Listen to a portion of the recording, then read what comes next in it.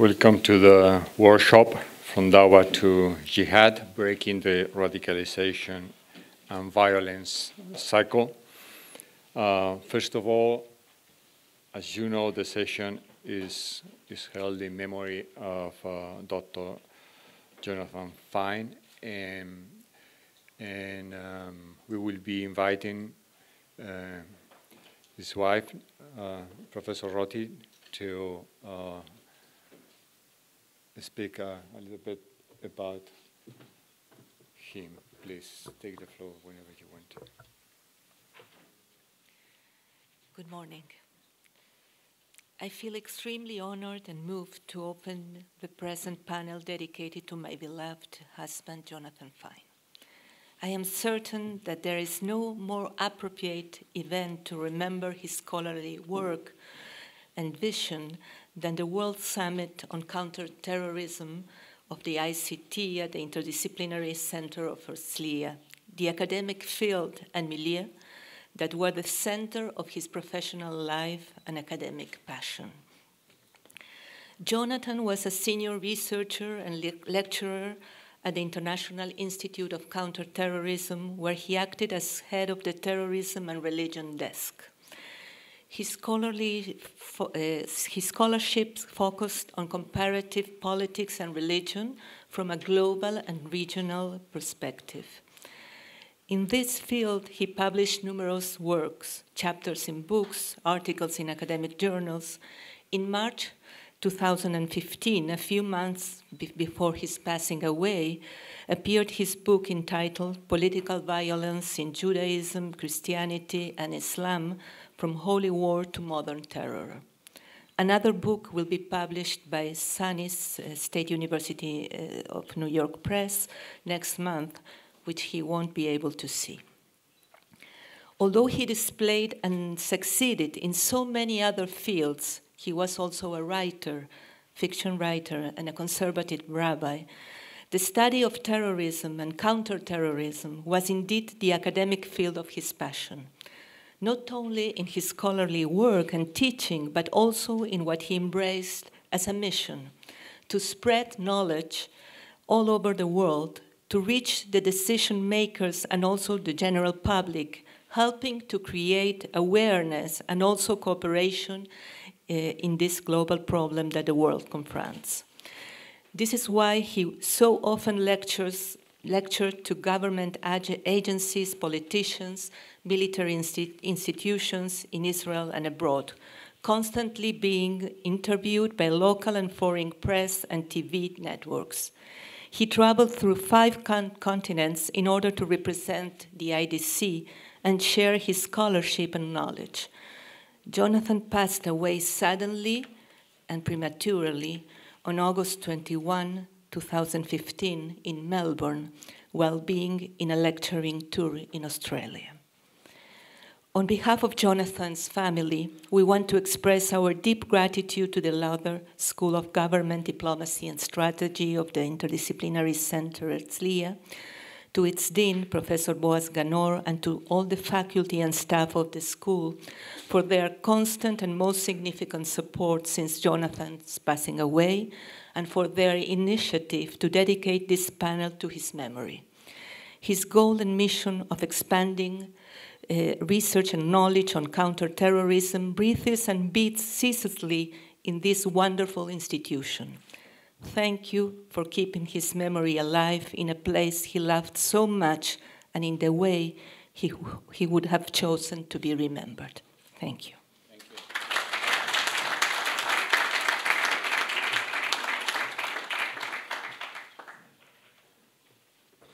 Thank you very much for this beautiful personal and intellectual portrait of your husband. Thank you very much. So we'll start the work of this panel, of this workshop, actually on radicalization and preventing and countering radicalization. Radicalization remains, to a large extent, a contested concept. Is it about cognitive radicalization? Is it about behavioral radicalization? But even more, radicalization prevention, counter-radicalization, and in particular de-radicalization, is the object of some very pessimistic approaches and very optimistic ones.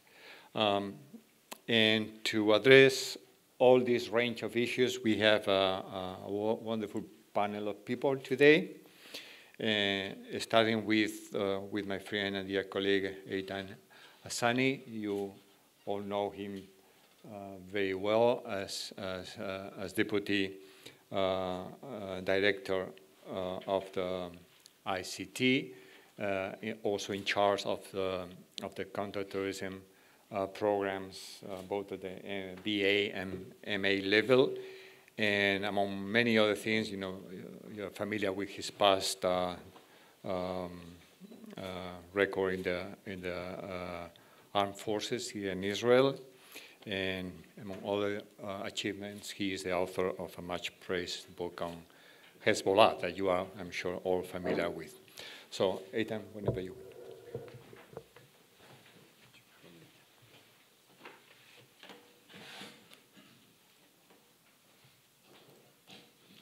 Thank you, Mr. Reinares. My students call me Mr. Counter Dawa. Not Eitan Azani, Mr. Counter Dawa.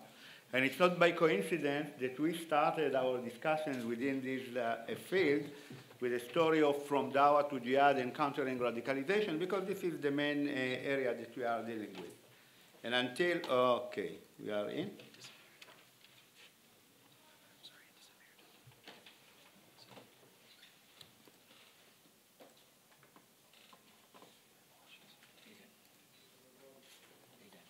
Mm-hmm. 50? Ah, I thought 50. Okay, you can cut me whenever you like because I can talk. Okay.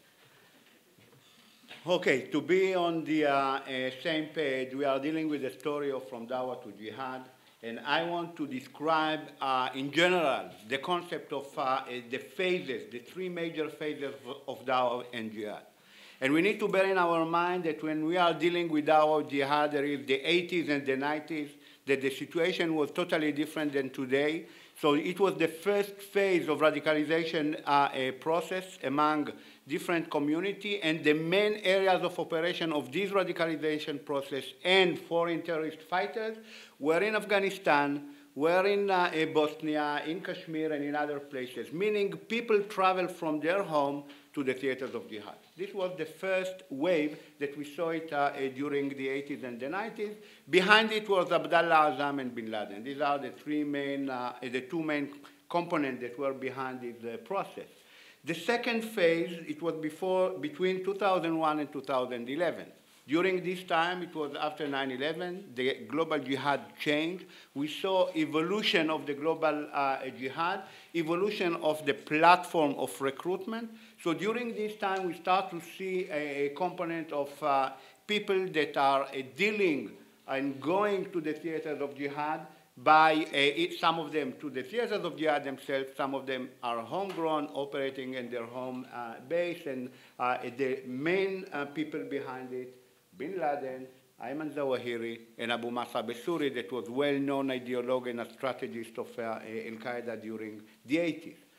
The third phase, that this is the main problematic phase that we are facing today, this is started in from 2011, after the Arab Spring started.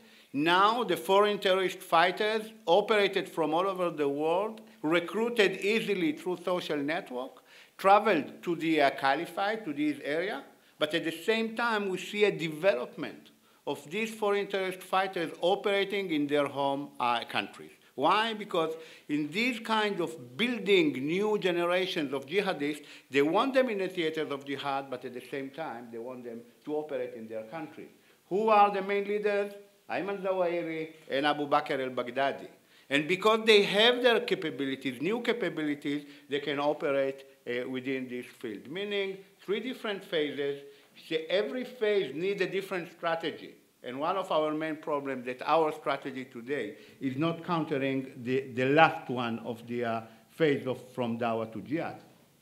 If I look inside the concept of the global jihadists themselves Every time when they promoted their strategic speeches, you will find always the Dawa and the Jihad at the same place, okay?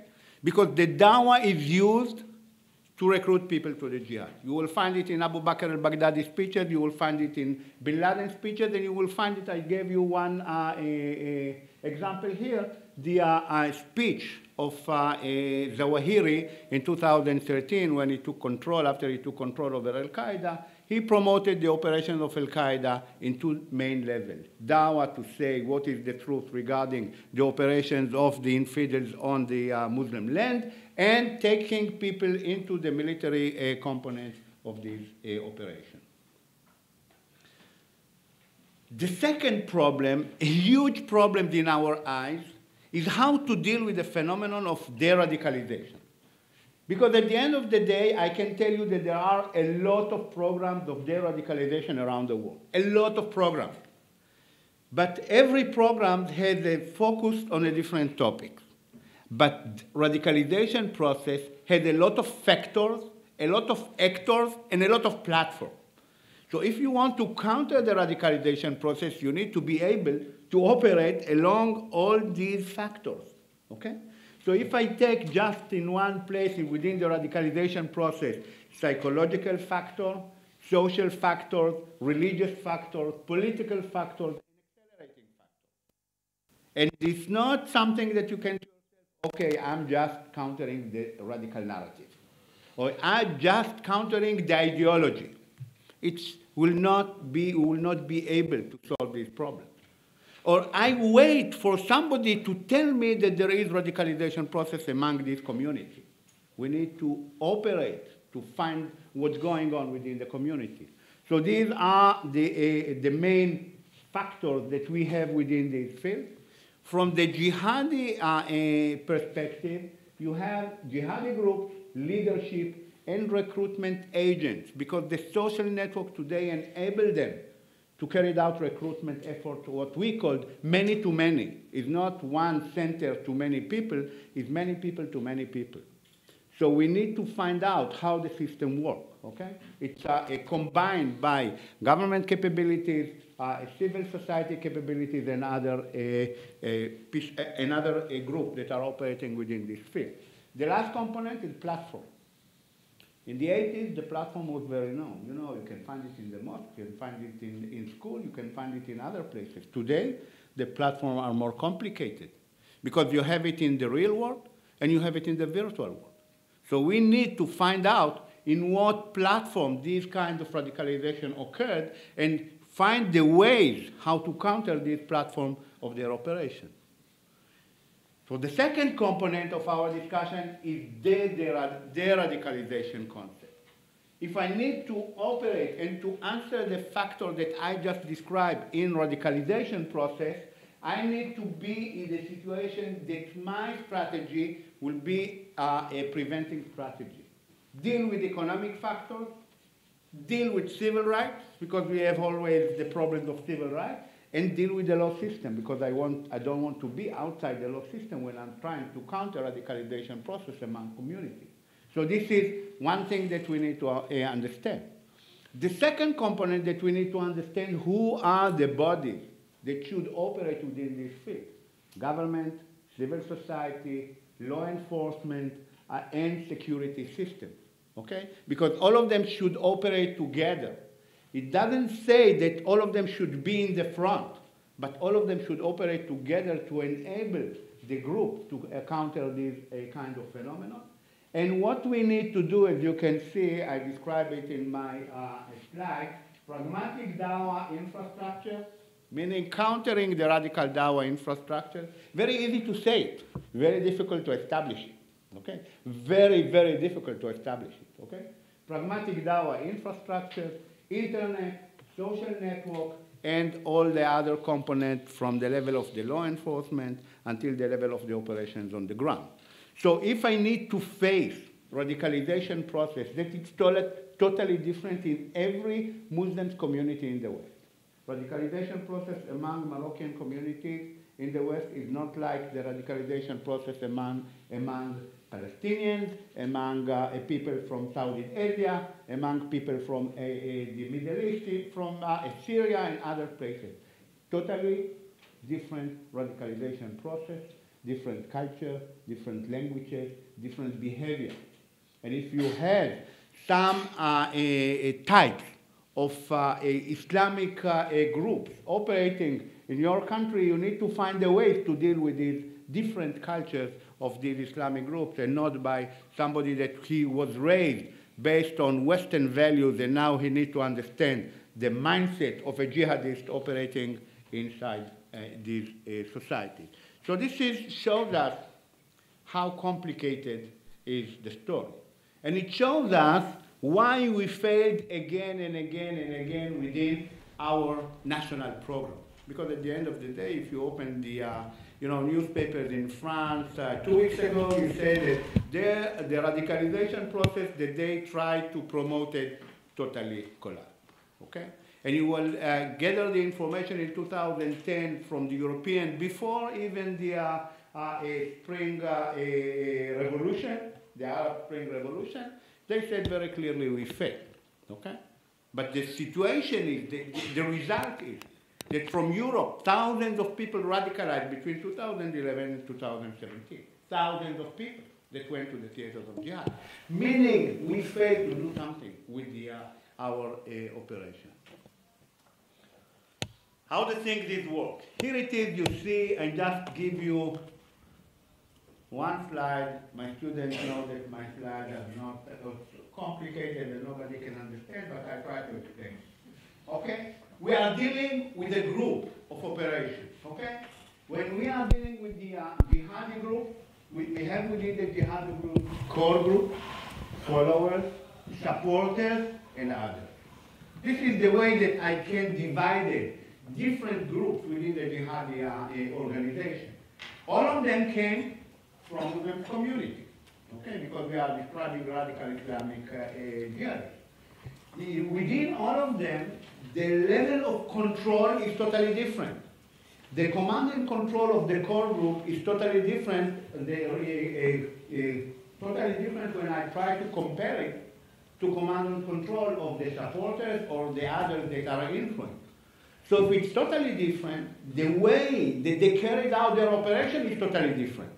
It's not by coincidence that we have homegrown and we have lone wolf and we have a network that are isolated from the organization, and in other places we see the organization controlled all the operation outside this area. So this shows the command and control system within this kind of operation, the recruitment effort, radicalization, and jihad, because they started with recruitment, continue with radicalization, and then sending people to the jihad. And when you went to the other side of this slide to see what are the types of operation, what are the modus operandi of operation, you can find out that you have different modus operandi of operation that developed during the years because the situation changed. So it just gives us an understanding how complicated is the situation on the ground. So let's try to understand now a little bit something regarding the solution, or the problems of the solution, because I don't have all the solutions on my suitcase. If I had the solution, I was not here. I was promoted in work inside, European agencies to give them a solution. Okay, the concept of the solution, we have some components regarding the concept of the solution. One is understanding the phenomenon. One of our main problems, we don't understand the phenomenon. We don't entering into the mindset of the jihadist. So if you are not entering into the mindset of a young guy that is isolated, that he is thinking that he is part of the Ummah, you will never be able to solve the problem. You will never be able to change his mind, understanding. Second is courage. The people that sign on the paper to carry out this kind of operation of de-radicalization are politicians. Some of them don't have the courage to do it. Because some days afterwards, they need to be voted, because to elected by these people that they are saying that they are radical, that they need to be to have a different behavior towards this community. So courage of politicians. And then when you started the process, you need to have determination. Why? Because during the process you have a lot of criticism, from human rights agencies, from the media, from everything. So you need to be really, to have courage and to have determination. The next component is to have public support, to find the way to recruit public support. Because it's a very difficult topic. Why? Because on the one hand, when you operate against extremists here, and you have problems within these extremists, on your society you have far right wing, okay? Because it's two of the society, two different groups. So what we said, public support and the state characteristic. You need to deal with ideology, organizational policy, strategy, and activity. Because without dealing with all the process, you will fail to get some answer to the process. The main problems of the countering ideology, it's internally within the main group that should counter radical Islamist ideology should be from within Islam, meaning Muslims, not us, not outsiders. What is our main problem? Inside Muslim community, they are afraid to counter radicalism. They are afraid to counter radicalism because some of them are afraid for their life, and some of them are afraid to say, I'm countering radicals that are based, their fatwa is based on the Quran and the Sunnah, and if I'm countering them, the meaning is I'm countering the Quran and the Sunnah. So they don't have internally any power that change this kind of situation. Externally, it's a religious war.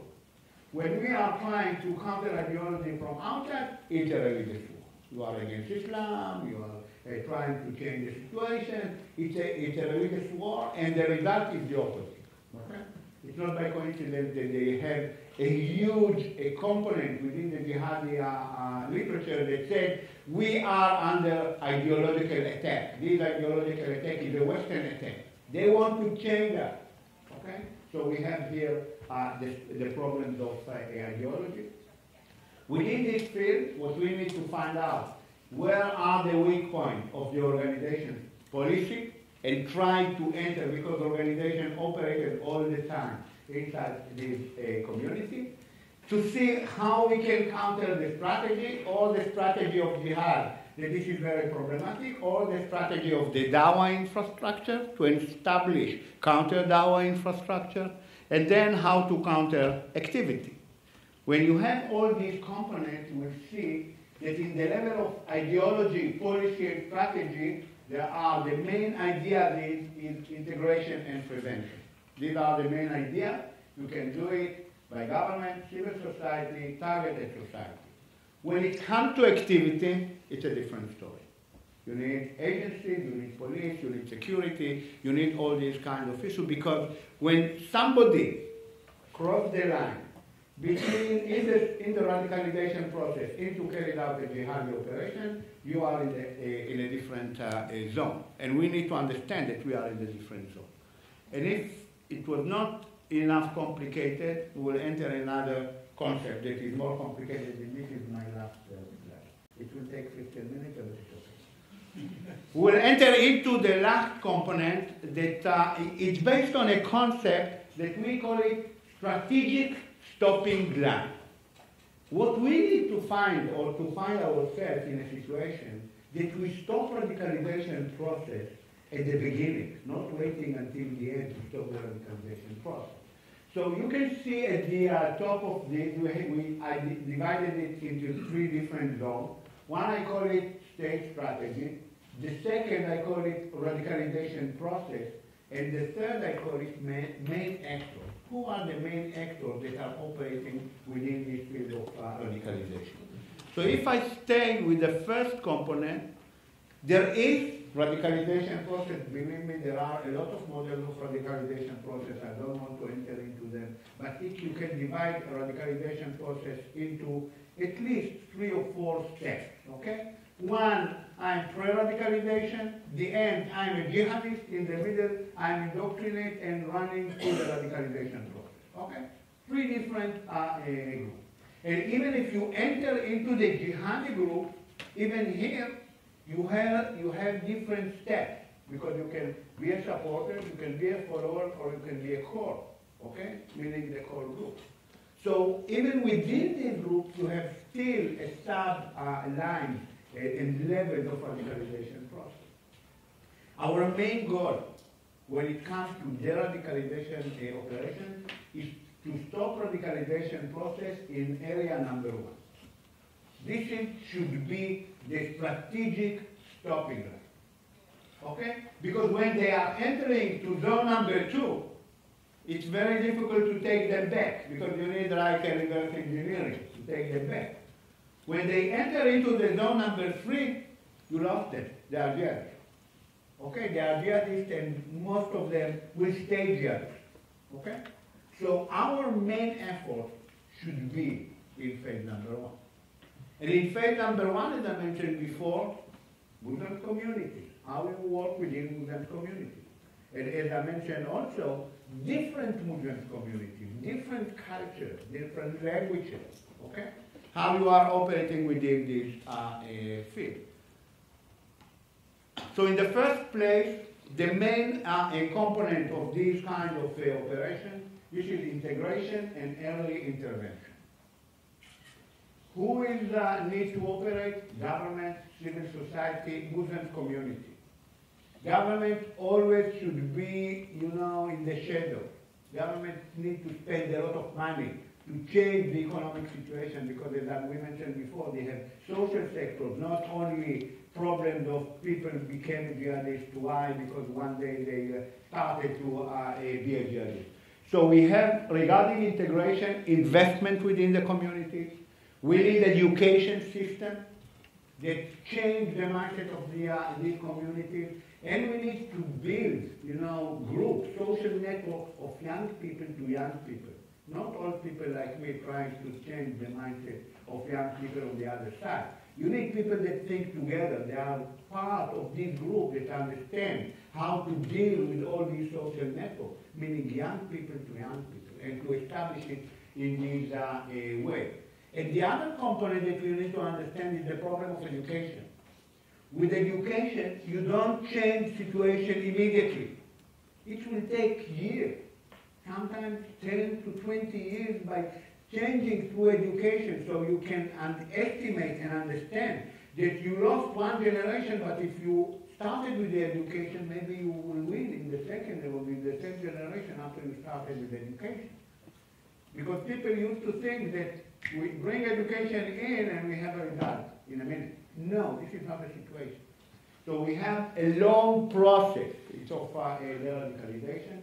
Early intervention also in the same component. As I mentioned before, all these groups are operating within this field.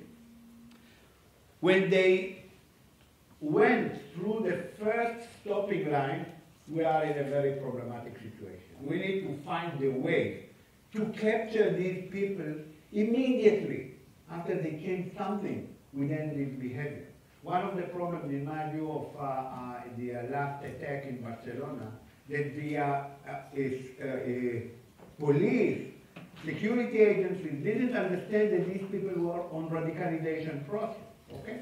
In some cases, because they don't have enough capabilities within the society to understand the differences, the very small differences of radicalization within this group. My suggestion regarding these issues, if you want to counter radicalization process among a community, and you have, let's say, for instance, take the situation of Spain, and you have in Spain a lot of Moroccans. What you can do, like in the high-tech, people sending people for relocation from one place to the other place. Have an agreement with the Moroccan police to relocate some of the experts from Moroccan police into Spain, 2 years, 3 years, that they will be the people that investigate and understand the situation inside Moroccan, let's say, for instance, communities. Why? Because they know exactly what are the changes within the community itself. And this is what part of what I'm saying, international cooperation of countering radicalization process. If in the high-tech you can do it. You can do it with intelligence, you can do it with other work on the ground. So you have the representatives from Muslim countries that operated within Western countries, government operating covertly, civil society, Muslim community, and former jihadists.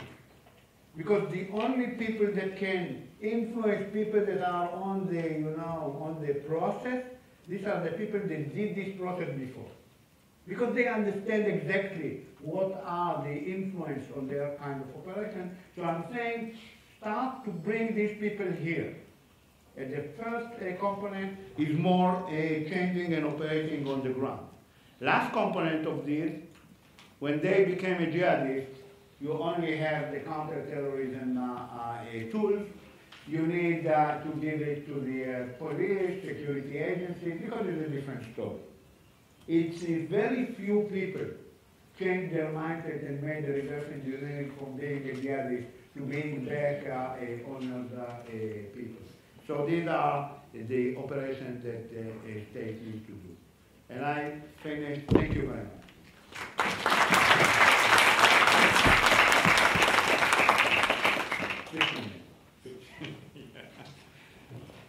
Exactly, so thank you very much, Eitan. Well, I have to say that it will not be easy for the Spanish authorities to accept Moroccan officers working in our territory. But we have a nice alternative to that, and that is the Spanish police, the Spanish National Police and the Civil Guard, both having full counter-terrorism competences in the country, have already officers and members of intelligence units who are descendants of Moroccan immigrants. Most of them were born in Ceuta and Melilla, the two Spanish North African enclaves surrounded by Moroccan territory. You have an internal law. Well, yeah, and those officials are doing their work, but the problem in Barcelona is a lot of people knew many things, but nobody acted properly upon that, including not just the security forces, but also the friends, classmates, family members who now know, we are fully aware of the path that relatives of their friends were undergoing in the months before the attacks, particularly when they disappeared for months from home. It was very disturbing, traveling to Catalonia following the attacks and knowing about all these things. Eitan made a very important point to deal with de-radicalization, to develop all these multifactorial programs involving institutions and civil society and so on. First of all, we need to understand the phenomenon of radicalization, and he say to enter the mind of the terrorist, which is precisely the subject matter of Sagit Yehoshua, who is a research fellow here at the ICT, and it is also a member of the International Center for the Study of De-Radicalization at King's College. She wrote a doctoral dissertation precisely on the social psychology profile of terrorist leaders in Israeli prisons. And she's invited now to contribute to this panel. Sagit, please. What are you doing down there? I want to use the slides. Thank you. Hi. Thank you for inviting me for this distinguished panel. As you just mentioned, I normally worked with more internally Palestinian terrorism, but since I spent so many years in the UK, also, developed the field to understand what's going on in the mindset of the foreign fighters that joined the Jihad, Daesh in Syria and Iraq. It's interesting because I will focus mainly on the social aspect. That's what I was asked to talk about. And I will try and give you 3 different case studies, 3 different research that the UN, small research that the UN did about these foreign fighters, about German fighters that Magnus mentioned yesterday as well. Hopefully I'll give you some more insights, and UK ones. So it will just give you a brief introduction to the aspect of foreign fighters in Europe. Most of the slides you can just go through. The numbers are quite big. We're talking about up to 30,000 foreign fighters, but now we know that a lot of them have died. Most of them went back to their original countries. In Western Europe, we're talking about approximately 6,000 people that mostly living in Germany, France, and the UK. And relatively to population size, we're talking about Belgium, Denmark, and Sweden that were most affected. Top 5 countries that ISIS get their foreign fighters from, we're talking about Tunisia, Saudi Arabia, Russia, and other former Soviet Republic, and Turkey and Jordan. And now I'll go on to the UN report from July 2017. They interviewed around 43 interviewees from 12 nationalities, and we're talking about most of them, 77%, reached Syria, but then decided to leave, and 10 of them, around 23%, didn't even made it to Syria and stopped beforehand. We're talking about young males without an advanced education. A lot of them had lack of opportunity, were disadvantaged economically, as I say, lack of education, and poor labor prospects. Most come from very large families. We know in the research of terrorism that these all a lot of aspects that repeat themselves. Urban community, rather isolated from mainstream social, economic, and political activity. Reason to travel to Syria. So we're talking about economic factor, and religion play a major role, but it's not like the main aspects that drive people to join the jihad and Daesh in that sense. It's more an aspect of identity, desire to help, people that are disadvantaged, perceived as victimized, mistreated. So people want to feel like they're doing something important, since I mentioned earlier the lack of, opportunities, the lack of, identity, which contribute to these aspects. Radicalization. We're talking about face-to-face encounters rather than internet, social personal networks. We're talking about mosques, prisons, schools, universities. This is the main aspect. After that, of course, people go online and enhance their understanding and radicalization process. But it has to be initially a face-to-face encounter, someone that they know, someone that influenced them, someone that explained to them the aspects, and then the internet helps to advance this aspect. Afterwards, the motive to leave Syria around these people. So we have disappointment and understanding that, they didn't get what they were promised, disillusioned by their, they didn't feel much welcome. And family here is helpful. You mentioned the aspect of using the family to, try and influence these people, and family, and as you see, especially the mothers play some role here in convincing them and trying to put some pressure on them to want to leave these areas.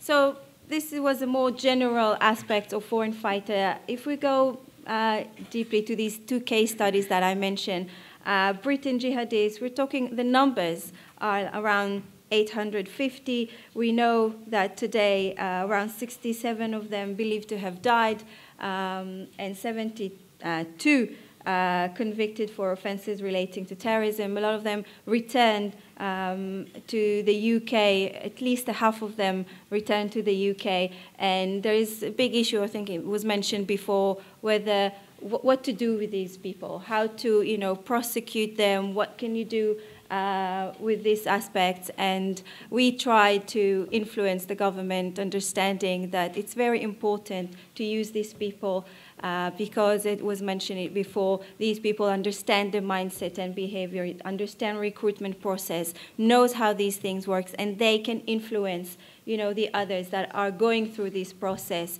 by publicly talking about it, around using the internet, using social network, and it can be really good assets. Of course, they need to be monitored, but they should be used rather than be just locked up, as far as we concern. German jihadist, and as I said, Magnus mentioned it yesterday.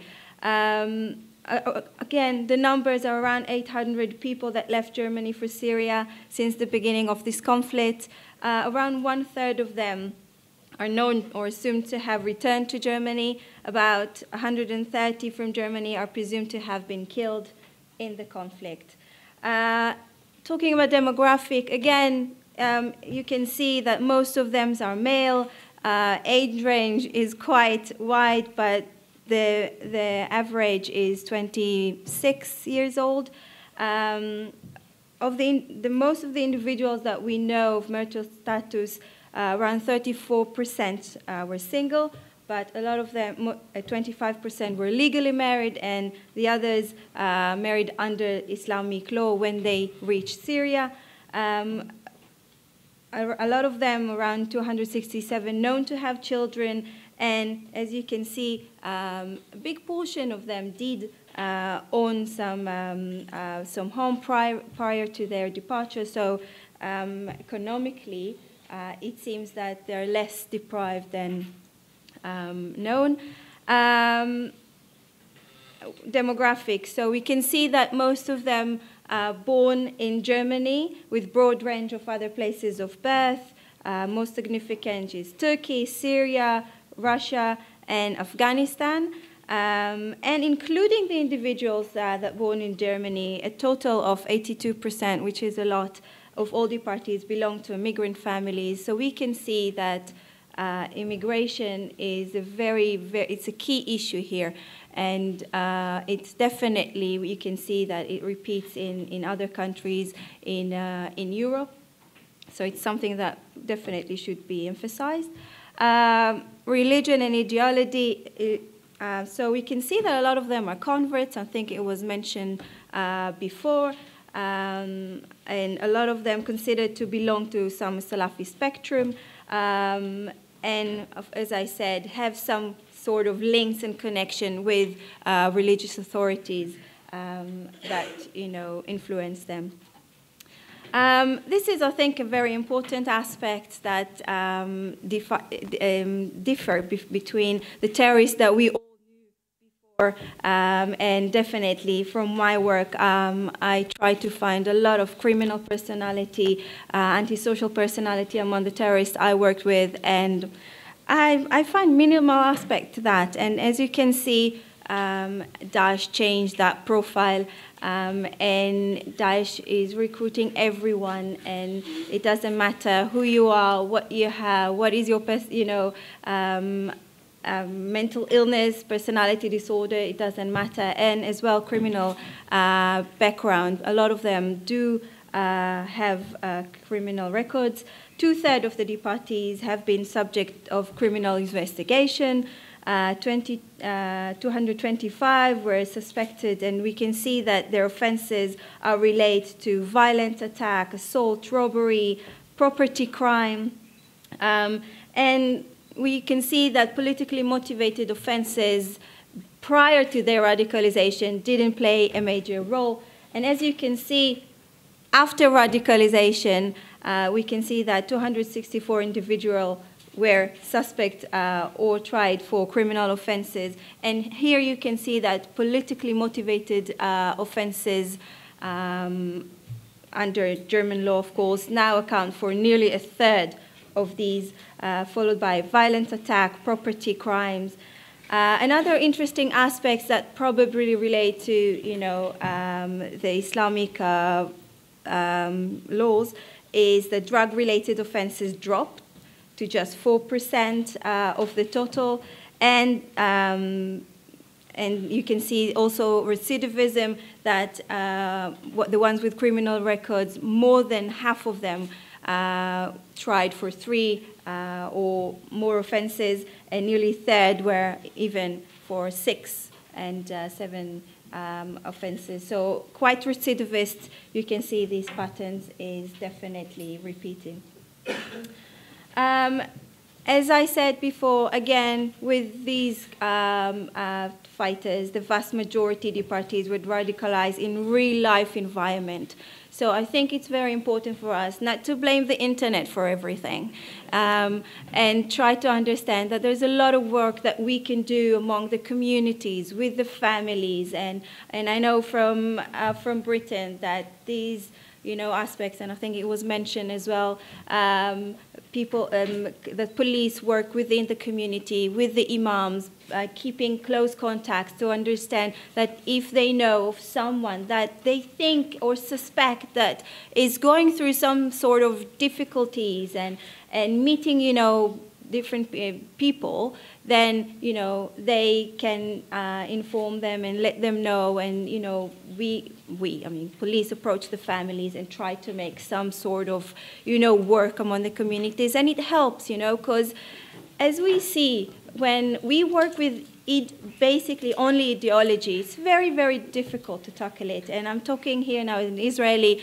that is trying to work with Palestinian terrorists. It's very, very difficult because they are born into it. They are born into the occupation. They're born into the conflict and to these grievances. So, and we mentioned education, and, they're getting quite, one-sided education. It's very difficult to tackle it. But when the grievances relates to identity and, to family issues or to grievances that, a lot of us have it, during our adolescence, then these are some things that you can try and tackle, and by understanding, as we say, by trying to get involved in the community. So these aspects are quite important. And the last slide is by one of my colleagues, Shiraz Maher, that says, strip away all the grievances and married individual triggers that might drive an individual to join an extremist group, and you find underlying issues of identity and belonging. So I think it's very important to understand that these aspects can be tackled. Thank you.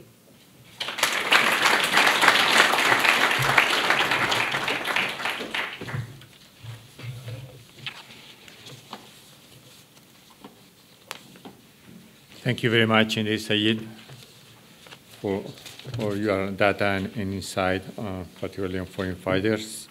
Of course, at the end of the panel, we will open a questions and answers period. It looks like it will be in the afternoon.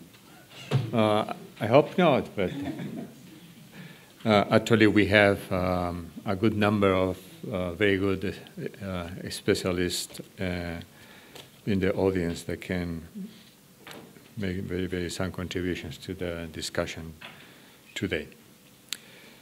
So we'll continue the panel contributions now from Dr. Barak Ben-Zur, who is a lecturer here at the Lauder School of Government, also teaches at the Department of Political Science at the Hebrew University, following a very distinguished career in the IDF and the Israeli Security Agency.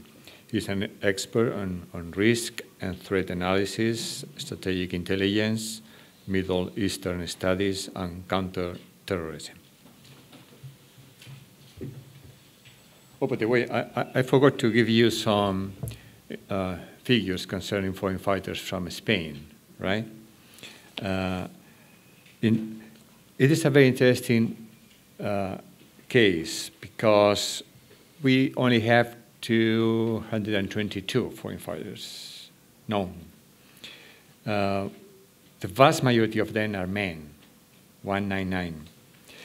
But interesting, in contrast to other Western European countries, only 40 of them are Spaniards. And the others are not even second generation, are foreigners living in the country. And far from having a significant percentage of juvenile individuals, it is interesting that the age cohort showing a higher frequency of cases are that from those having between 30 and 40, 87 cases, and then from 18 to 30, 71 cases. But most of those who left are between 30 and 40, so not particularly very young people. Huh? Sorry, Thank you so much, Professor, for the introduction. I'm honored to be here in this session, speaking in the memory of my colleague, Jonathan Fine, that we shared this very classroom more than one time. And we had some discussions in common, interesting fields, especially dealing with the Israeli statehood and establishing the first institutions of the young state of Israel through the years 1947, 1951. My talk will be dedicated to a unique and special subject that usually is not presented in such conferences, and it's dealing with two subjects concerning the Israeli security and the Israeli stability. The domestic circle of threats, dealing with terrorism, incitement, related to Israeli citizens, the Arab citizens and the Jewish community. My friend here, Dr. Azani, spoke about the 80s. And he related the first wave of jihadism and extremism in the Muslim world to this period and to this era. From the point of view of the State of Israel, and I think it's related surely to what occurred in the region after the war of 6 days, that brought to the knowledge of the Arab population all over the region that the nationality failed, and after the results of this war, a new wave of radicalism started all over the area. From the point of view of the Arab community in the State of Israel, after 19 years of isolation, the results of the war was a paradise. Really? Opening the way to the Arab world and the freedom of movement from the State of Israel to Gaza Strip and to Egypt, to the West Bank and to Jordan, and even going to Saudi Arabia for the Hajj. And the most important for the Arab Israeli population was the opening of Islamic colleges in Hebron, Nablus, Tulkarem, Kalkilia, and starting there to fill the lines of the religious establishment that didn't function after the 1948 war, and what they called as the Nakba, and going away of at least 500,000 of Palestinian residents from the Jewish state, and putting this population on a hold until this moment. And if you are checking some of the violence that we saw in the late 70s, the Israeli Security Agency exposed in 1981 a group of 70 activists, much of them from Kalkilia and other villages, what we are calling Wadi Ara, the triangle in the middle of the state of Israel, in the center, that were engaged in a plan of waging a revolt against the Israeli state. And they embraced the image of Ezzadin al-Qassam, a former warrior, a religious warrior, that conducted acts of violence just before the uprising of 1936, 1939. And by the way, in the same period of time, if you are checking what occurred in Gaza Strip and the West Bank, this was the very beginning of the uprising and the establishment of the military branch of what we called later on Haraka Islamiyya, meaning the Hamas. And it was a parallel act that occurred both in Israel and the territories. And looking to some events that took place, for example, a terror attack in February 14, 1992, on a reservist camp not far from al-Fahim that I already mentioned, killing 3 Israeli soldiers while they slept in their tent. And in 1999, 2 explosive cars that were launched from Daburia and Mash'ad, 2 villages, conducted by 2 persons in every car. 3 of them were killed as a result of the explosion by a failure, by a technical failure.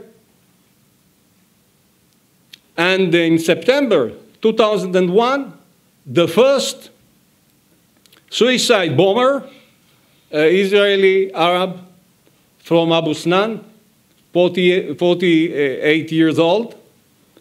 And the connecting line between those 3 events was for sure their linkage to Islamic movement, some of them prominent figures in this movement, some of them spiritual leaders. For example, one of the members of the explosive cars event was an imam, a spiritual leader. And as you see here, it's a direct outcome of the environment, their beliefs, and a way of life that they used to live in their mosques and in their society. Looking to the last event of July 14, the attack on the edge of Haram al-Sharif in Jerusalem, this is a unique and special event. 3 family members from al-Fahim that I already mentioned, from the family of Jabarin that achieved and acquired weapons. They trained near the village, and they succeeded to hide the weapons at one of the mosques on the Temple Mount Square. And the event that occurred in that day of July 14 was killing of 2 Israeli police officers. But I'm not sure that it was the purpose of this group, really, because most of the investigation is not published. And really, personally, looking to this event, I cannot exclude that their aim and their intention was to do something much larger. And obviously, one of the options is to get closer to the Western Wall. And you can imagine what is the meaning of firing with 3 automatic weapons to a crowded group of warships there. And what is the meaning of killing of dozens of people as an outcome of such an event to the stability of the state of Israel. And we don't get much deeper to the vast capability of the Muslim movement in the Arab-Israeli society and the sovereignty, the independence, the ability to walk down to low echelons and the infrastructure of the Arab society to understand that a group that their image is Azadin al-Qassam and their understanding of the reality is through the eyes of the Muslim movement as the Hamas and this movement all over the region. And what is the meaning of such a group in the Israeli society?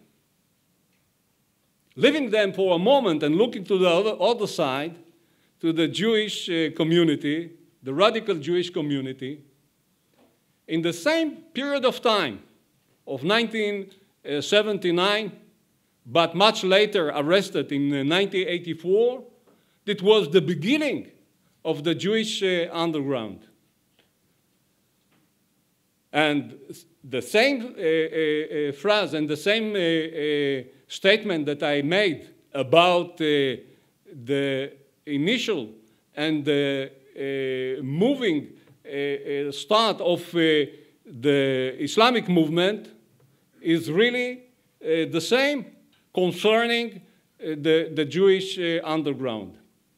When they met together at the Merkaz Arav Yeshiva during 1977 to 1978, Yehoshua ben Shushan, Yehuda Etzion, and Dan Be'eri, every one of them coming from a different arena and a different school of thought, but they all together had in mind the same thing, that the change and the process in the Middle East, for example, signing a peace treaty with Egypt. By the way, the Muslim Brotherhood and the Islamic movement thought the same. This is a very interesting similarity. Both of them had in mind to stop the peace process and the peace talks. Those that didn't believe that such a thing can occur, that an Arab leader can sit together, recognize the state of Israel, and sign a peace treaty, and those that knew the meaning of a peace treaty that you renounce on Holy Land and things of this kind, they had in mind to do something in order to stop it. And it was not an imagination. It was not a real, let's say, a poetic song. It was a reality based on recruiting at least 29 people, well-trained, with a military background, some of them veterans of special units, gathering the facilities and the measures that are needed for such operation. And the operation, by the way, is to bring down the Dome of Rock,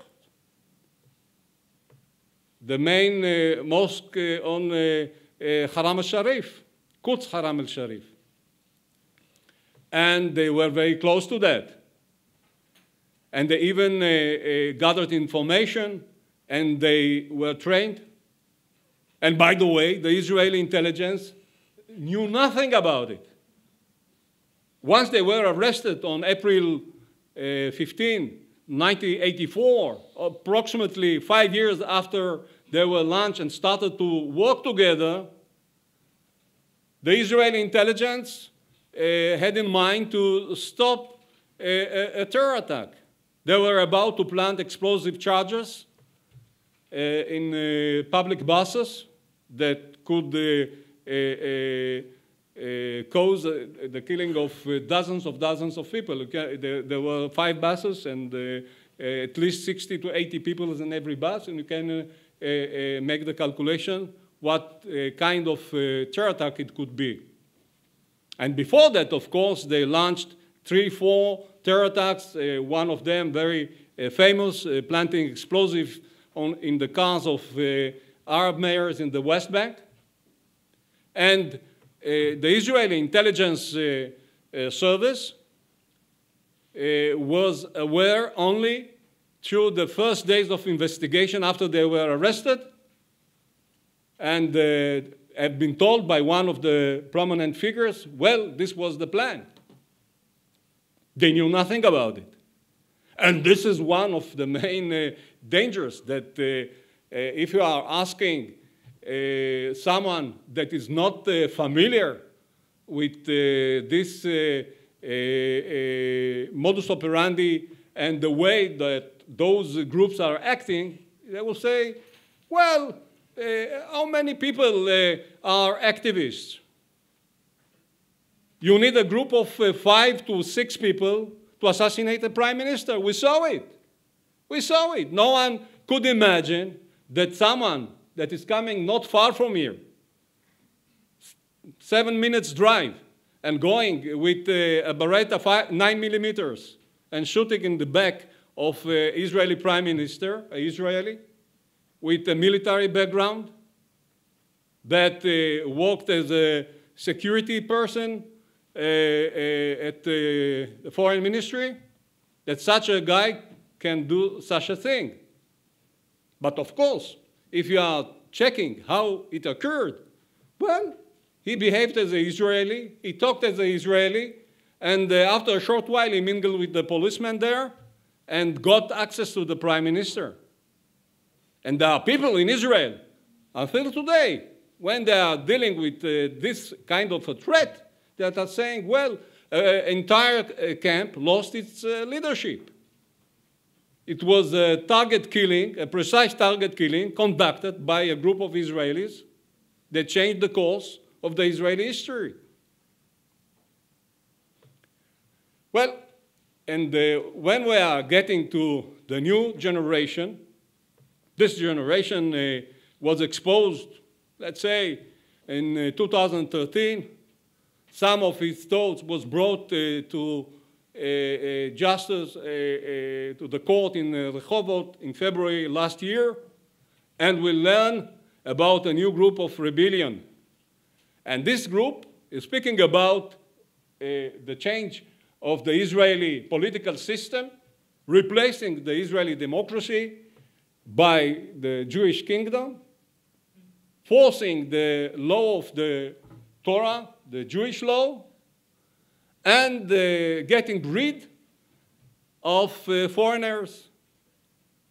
And this is, of course, the grand plan.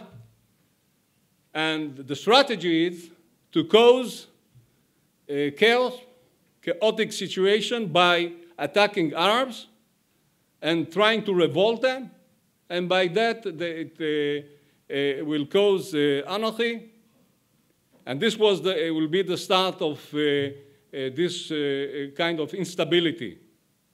But it was not all the story, because they published a manual, tactical and operative doctrine that is called the Kingdom of Evil, that is instructing precisely how you are preparing improvising weapons, how you are avoiding surveillance and penetration of the Israeli intelligence, the Israeli security agency, and how you are conducting those attacks by gathering information and so on. And the point that they are dealing with, if you are comparing the efforts of this sector in the Israeli radical wing with the perception and the view of the Islamic movement, well, they are getting together at least at three critical points. The first one, that was a full surprise for the Israeli security agencies, the attack that I mentioned on July 14, a group of 3 people that shot the police officers, and this is a place of friction and polar views that every part is demanding its share. And of course, the outcome of that is time after time clashes. I can describe here at least 12 events that are related to the Temple Mount that caused more than one uprising among the Arabs in Israel and the Arabs in the territories, and of course all over the Arab world. But the demands of the Jewish radicalists about the Temple Mount are not easing. It's by definition, it's not only among radical or spiritual leaders or associations of radicals, but today you can hear it among the leading political groups and parties. And this is a very dangerous situation. I think that the Israeli Prime Minister is aware about that. Even some of his assistants called the Israeli security agency as you remember it? No. Cowards. Cowards when they gave the assumption and the estimation about the dangerous situation in that place. And secondly is the view about the Israeli society, emphasizing the Jewish element instead of the Israeli nationality. And this is another, let's say, a point of friction that time after time is clashing with those radical groups. Well, how to deal with that? I think that from the point of view of violence and penetrating those groups, the Israeli security agencies are able to do it, not in all the cases, but the success relatively is good. The main problem is recognizing that the problem, as my friend said here, it's not unique and not only on the shoulders of the security agencies. You can do with them a part of the way, but shifting and the change to isolate those elements, it's a question for the Israeli society and the Israeli leadership, understanding that statehood and stability vis-a-vis political calculation should be brought together, and I hope it will get to the right result. Thank you so much.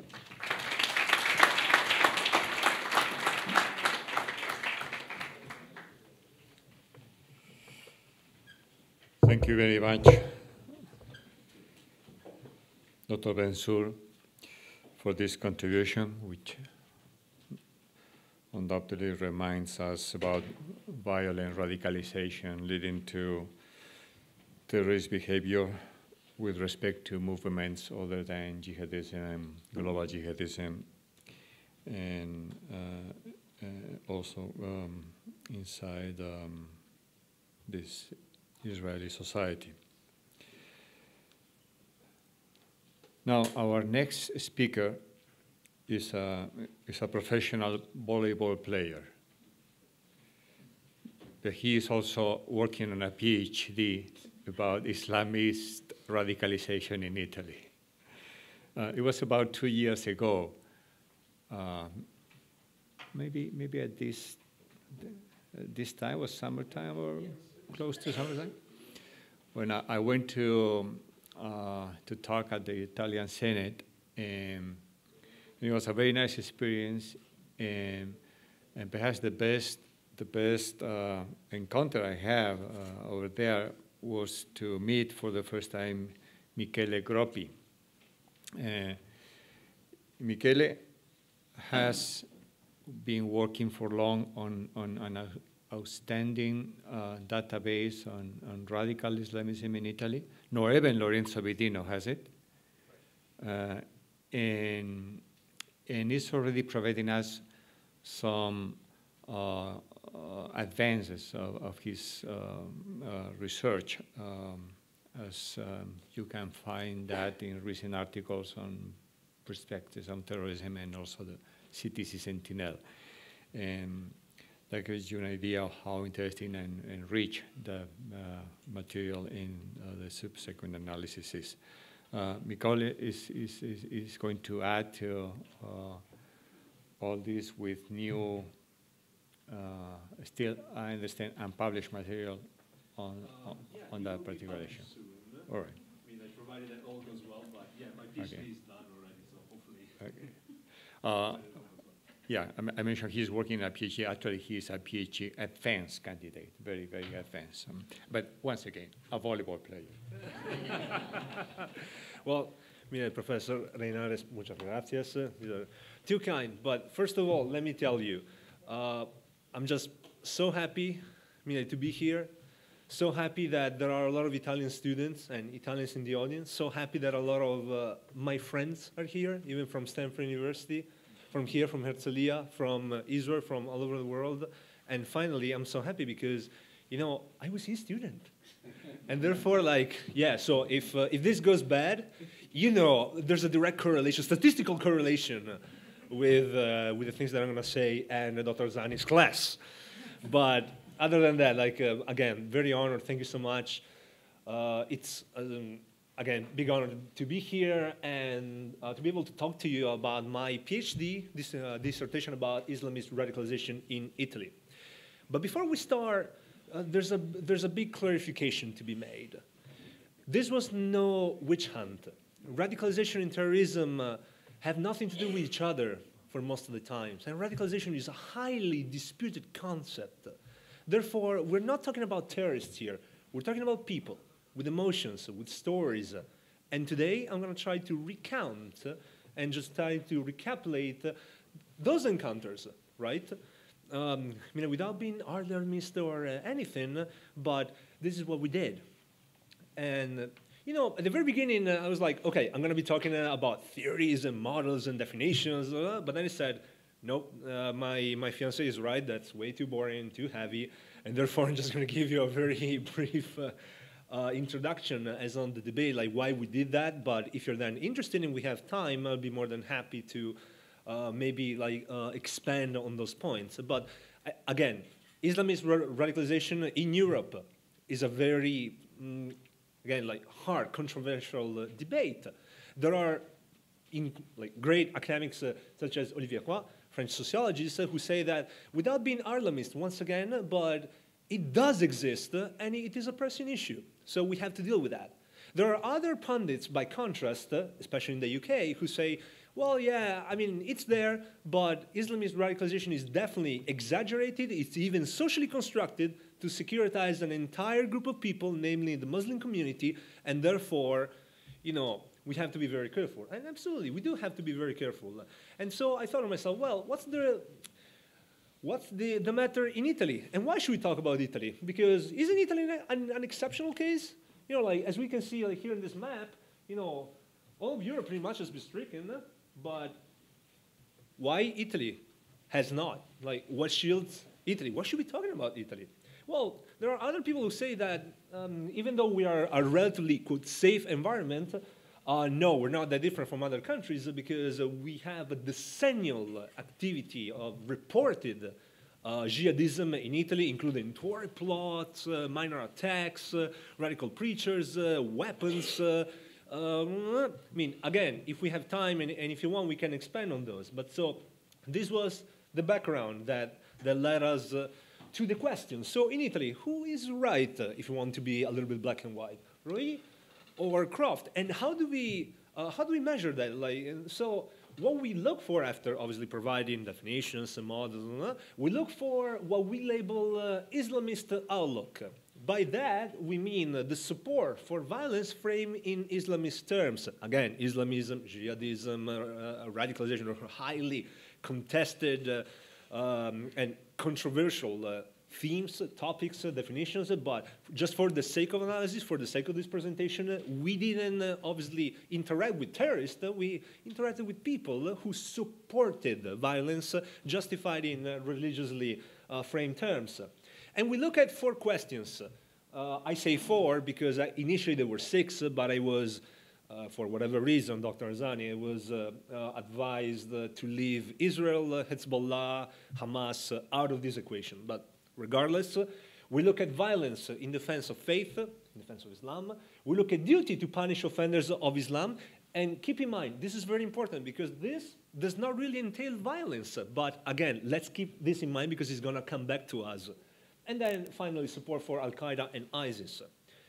And another thing that I didn't mention to you is that one of the reasons why I'm really happy about this research is that this is one of the largest quantitative and qualitative analyses in the field. And guess what? Another Israeli professional who's there in the audience helped me with this. Therefore, like, this is also an IDC and an Israeli research, which I'm very proud of. Especially because we tested, empirically tested, assumed causal models of radicalization, meaning theories, causes. Like, this is the first study that actually does that at a quantitative level, at a macro, at a macro level.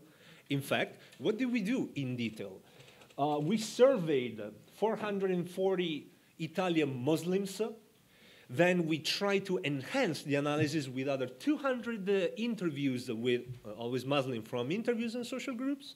And then we compared the quantitative results with other 440 Italian non-Muslims, that is, people like me, right? We went to 15 cities, went to mosques, Islamic centers, but also public places, because our aim was to get the most heterogeneous sample as possible. And in spite of many logistical and theoretical restrictions, once again, if you want, we can expand on those, the 2 samples, especially the Muslim one, is fairly representative. You know, when we talk about radicalization, first of all, many times we tend to forget that it is a matter of perception. What people think, what people perceive, is not necessarily what it is in reality, but what people think. And therefore, before we start the analysis, the quantitative analysis, we ask people, both non-Muslims and Muslims, what they themselves thought of radicalization. And as you can see in this graph, when I ask fellow Italian non-Muslims, hey guys, is there a problem of radicalization in Islam? Well, the overwhelming majority said yes. When I obviously asked the Italian Muslims, the overwhelming majority said no, and those who did say that there is, yeah, but it's exaggerated, so it's not really there. What about in Italy? Is there is there an issue of radicalization inside the Italian Muslim community? Here, the Italian non-Muslims were a little bit more prudent, but still, again, in the graph, like they obviously said that there is, and the Muslims, generally speaking, said no. So, okay, this is the perception. Then we look at those 4 questions that now we're going to analyze. Just keep this in mind. Within the Italian overall population, so the Italian society, non-Muslim society, the support for religiously framed violence, meaning defense, violence in defense of faith, or the duty to punish offenders of religious icons, and just in this case, like, yes, support for Al-Qaeda and ISIS, because we do have a lot of people from the extreme right and extreme left who are anti-American, anti-Israel, whatever, who support those, but that support ranged from 6% to 15%, 15% being the duty to punish whoever says blasphemies, for instance. What's the situation within the Muslim community? Well, okay, the results, we can read this and say, well, okay, the Muslims in Italy overwhelmingly reject violence in defense of faith, but as we can see here in the graph, if we unite these two, actually, the people who do support violence amount to 24%. And in the interviews, it came out that the main reason behind this was the religious duty to defend oppressed brothers. Like a guy in Reggio Emilia, close to my hometown, said to me, well, in Syria, you guys are not doing anything. Who's going to protect us? Like the West, Assad? It's our religious duty to go there and defend our oppressed brothers.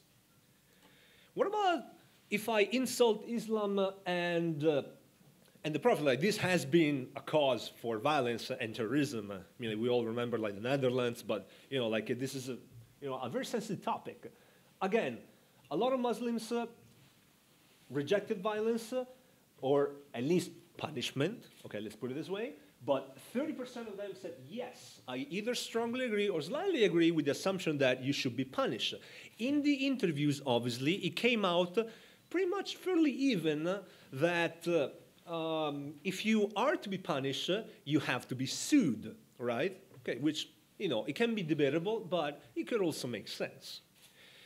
The other half, however, did support violence of any kind, like, I should slap you, or if you do not stop, then I have the right. Like, I was in Naples, and actually, like, a Pakistani father was actually very funny, because he would say, well, it's like in your family. If your child keeps misbehaving, you must educate him. If I tell you to stop and you don't do that, then I have to slap you.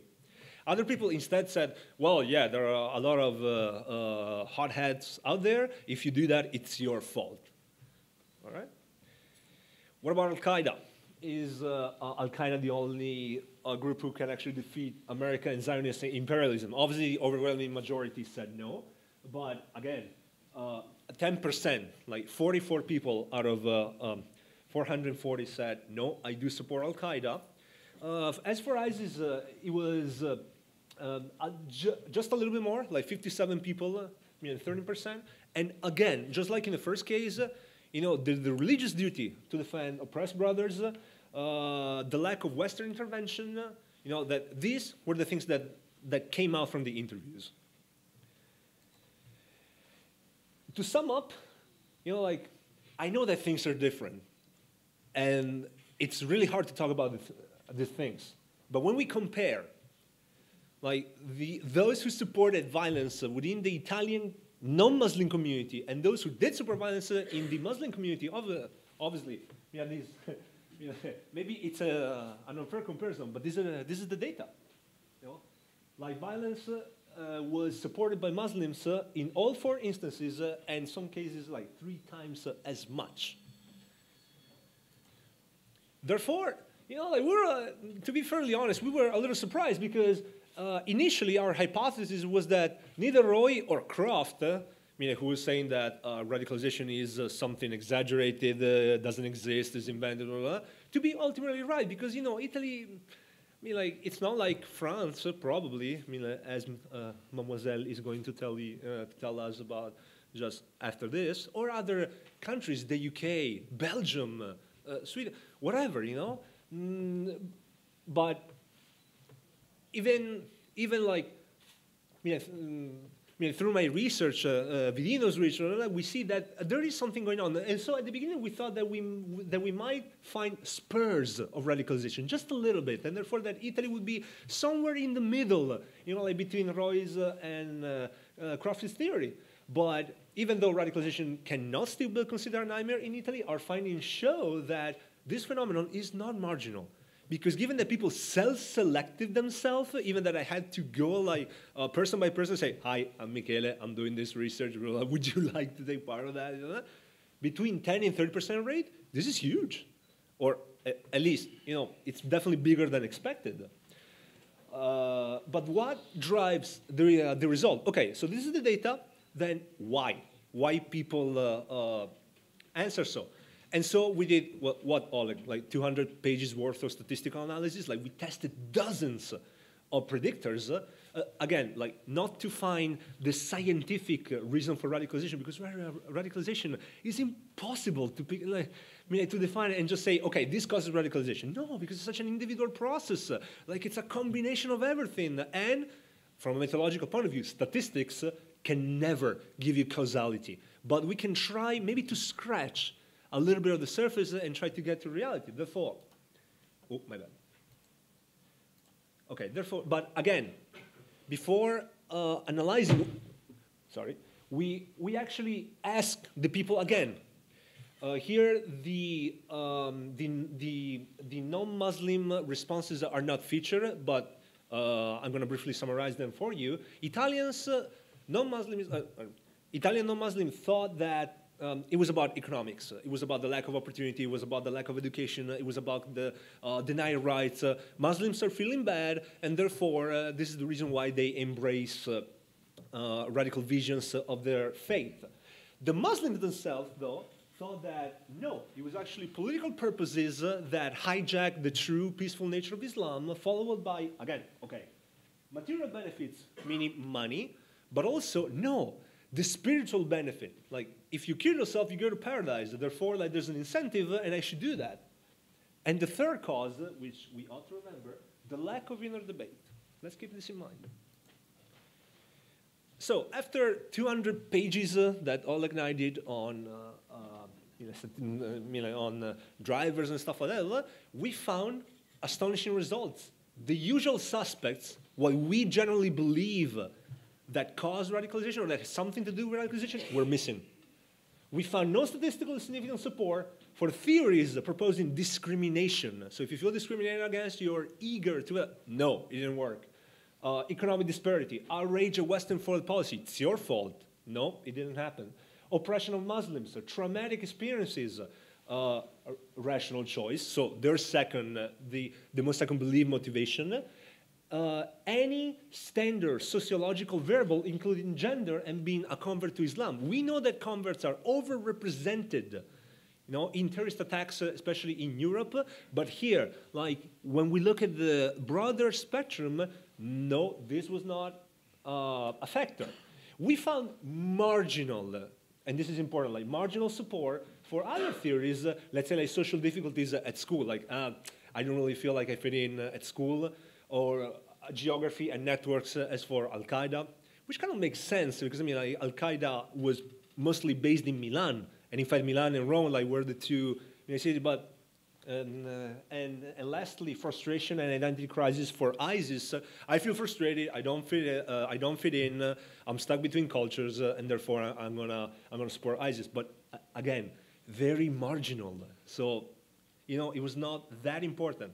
What was important? Do you remember when I told you, just now, to pay attention to the question, like whoever insults Islam and its prophet needs to be punished? Okay, this does not automatically entice violence because, again, what's punishment?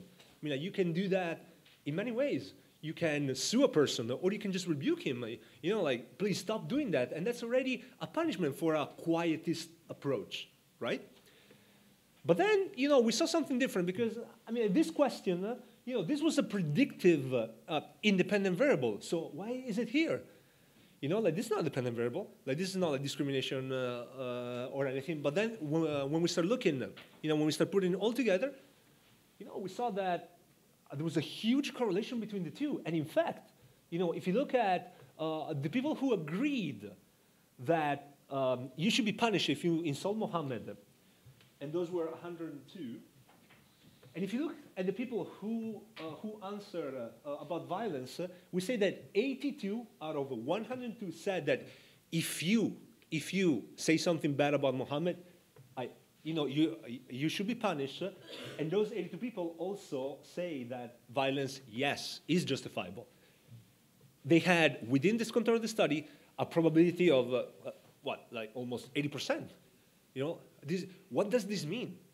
This means that unlike the interviews, who answered, yes, you have to be punished in the survey, didn't mean by legal means, it meant violently. And this is the proof, you know? And, you know, the other second, like, biggest correlation of all the whole study, after 200 pages, again, like, of statistical analysis, it was like the ideology one. There was a lot of controversy about this. If you want, we can tell you more about it. But so we just picked something that most, let's say, I don't want to say Islamists, but the most purists would agree upon, that, you know, like the role of Sharia, but we phrase it a little differently. And so saying that in the Middle East, so here, an Islamic government is better than a democracy, like a Western democracy, something that Italian Muslims are accustomed to because they experience that every day. So the people who agree with that, who are 109, 50% of them, I mean 54, said that, again, violence in defense of Islam is justified. This was by far, with the previous one that I showed you, the strongest, the correlation in all of the study. Am I saying that ideology matters? Am I saying that? No, I'm not saying that. I'm saying that within the contours of this study, within the specific historical context in Italy, and within this sample, if you were a purist, it mattered immensely when you responded on violence. Either way, it didn't matter. I'm not making unfair generalizations. I'm not saying that therefore, I mean, ideology, everything is so relative, it's so personal, right? But this is what the data is saying. And therefore, what do we need, in my opinion? Well, definitely some more public, academic debate, but based on this research. Because, again, this is not about terrorists, but it's about people. And it's important to understand the milieus, the environments in which some of them may operate and in which some of them rarely might come out. But it gives us a lot of practical things that we need to talk about. In fact, you know, the government, as Dr. Azani was saying before, like, I definitely step up and do something, you know, at the institutional and the social level, and what, especially empowering inner debate, which was, remember, the third most believed cause within the Muslim community, because what this shows is that there is a battle within Islam, you know, and we need to, not just tell them how to live, not just tell them what to do, but say, just like Bosa Ganar was saying like 2 days ago, you know, it's your problem first. Sure, I mean, like, we did some bad things or some good things or whatever, but if you need us, we're here. And this, again, like, this is what the result is showing. And obviously, international cooperation at all levels is fundamental. Again, we need to have more studies like this, because, you know, I always ask to myself, obviously, Mademoiselle, with no offense or anything, but are we the next France? Because there are a lot of factors indicating that we are. You know, a lot of immigration, again, not linking immigration and terrorism, not linking immigration and crime or anything like that, but we have our banlieues too. You know, like, or at least we're starting seeing them. We have unhappier second and third generations and stuff like that. And therefore, like, if we, again, with all respect, but if this situation is not as bad as in France, doesn't mean it's still going to be the same forever.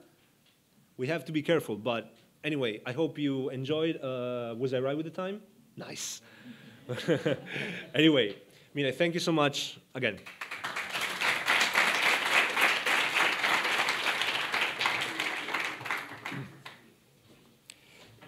Grazie tanto, Michele. Grazie. Thank you very much for sharing with us data on your survey on the attitudes and beliefs of Muslims and non-Muslims in Italy in search of indicators of Islamist radicalization and the drivers behind that in your country. Looking forward to further publications from you.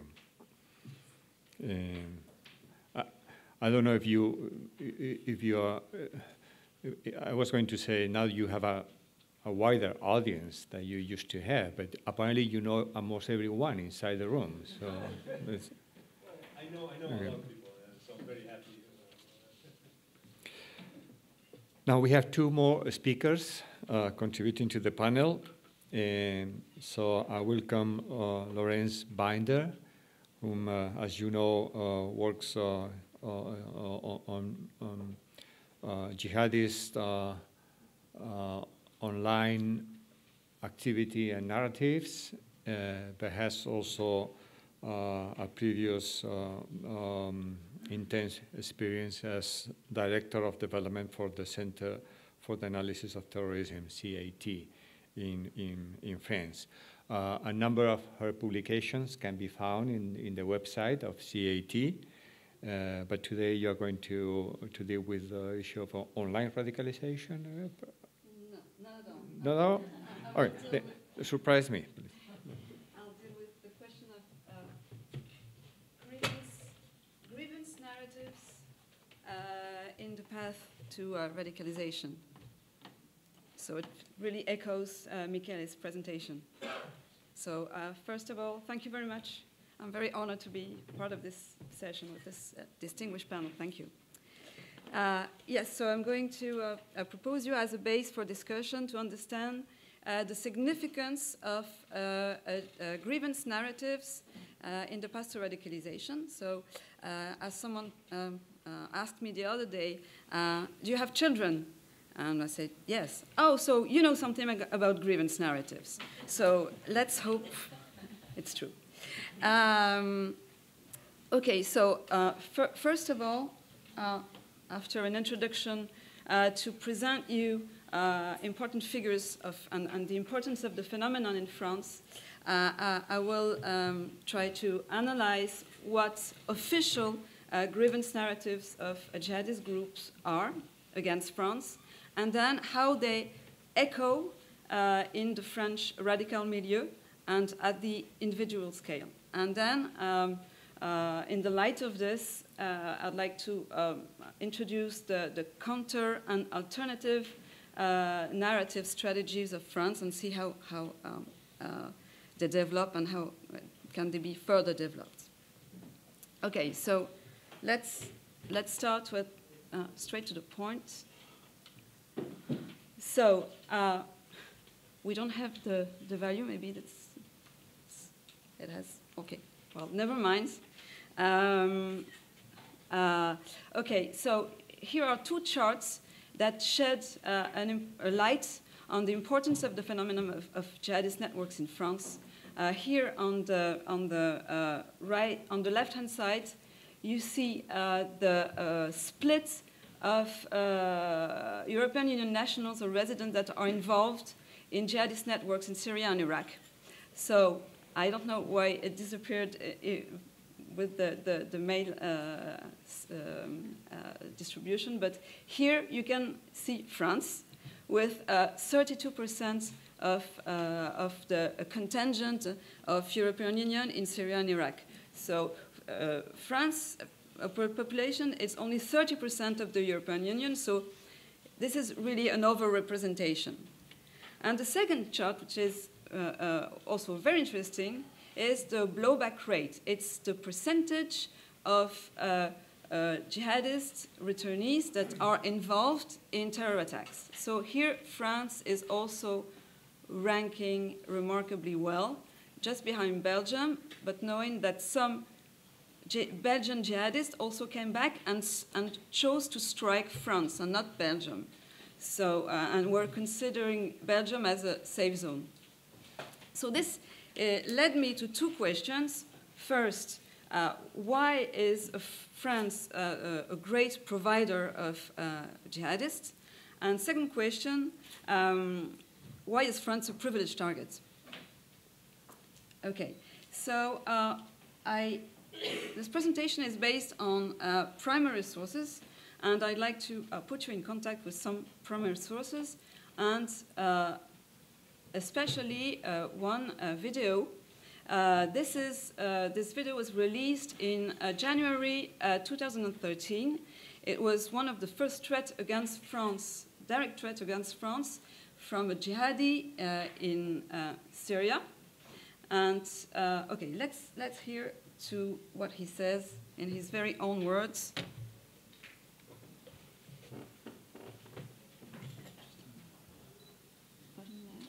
Here. Okay. I hope everybody can see the subtitles. Play.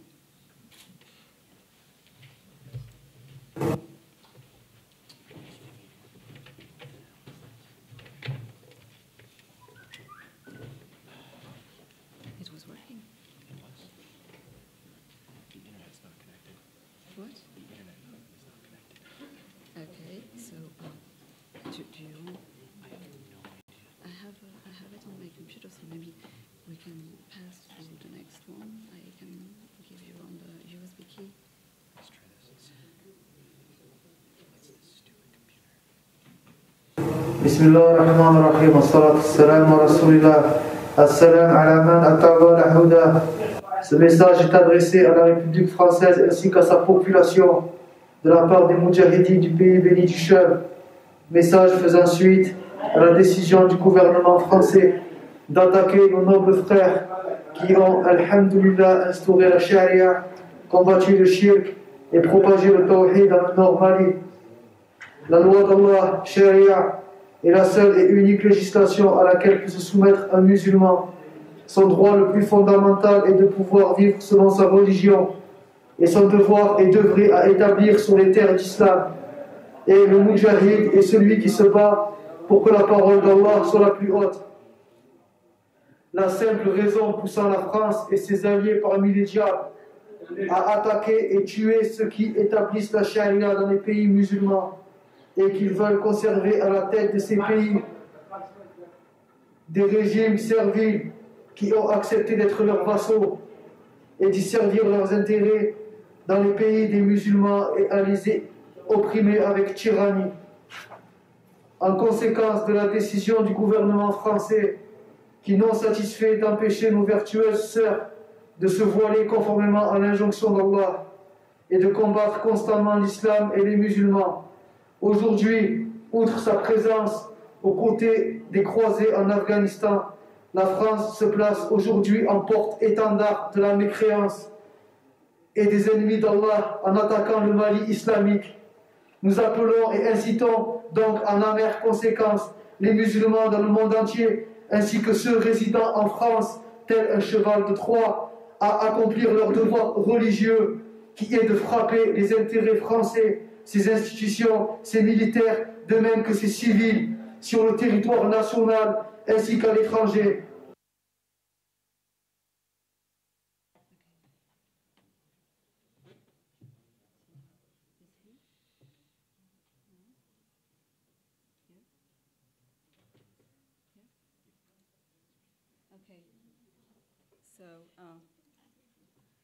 So this gentleman helped me a lot in this presentation, because if we analyze his words, we see emerge the three main categories of grievances, official grievances, narratives against France. So if I quote him, France chooses to fight our brothers in Sharia, prevents Muslim women to wear the veil. These are religious grievances. France maintains corrupted regimes in Muslim countries, military involvement in Afghanistan. These are grievances regarding France's international policy. And France, of course, last but not least, the flagship of this belief, which is a recurrent theme against France. Okay, so we can go a little bit further and dig a little bit further on these three categories of official grievance narratives against France. All these are also are based on primary sources. I mean, magazines, statements, videos, audios, etc. So I don't have the time here to quote everything, but I'll do some selective quotes. Regarding France's foreign policy, the colonial past and the looting of Muslim countries is a very important grievance. Also, France's proximity with the United States and the State of Israel is a recurring grievance. France's support to apostate and corrupted regimes, in particular in the former colonies, that is to say in North Africa and in Africa. And also the long-standing involvement in the fight against jihadism in North Africa, in Africa, in Afghanistan, and more recently in Iraq and Syria. But it's a long involvement. So, okay. And the religious grievances, so the religious oppression, I mean perceived oppression toward Muslim, the hijab ban is something that is coming very frequently in the grievance narratives. So you see here excerpts from ACAP, ACME, Al-Qaeda magazines, as well as ISIS. It's very, very frequent. Also, the emphasis put on the laicity charter, the permissiveness toward blasphemy. France has a reputation of being very, sometimes having a provocative press. And when Charlie Hebdo released caricatures of the Prophet, it was one of the first paper in Europe that related, that was a relay to the first publications. And also religious grievances towards Muslim clerics.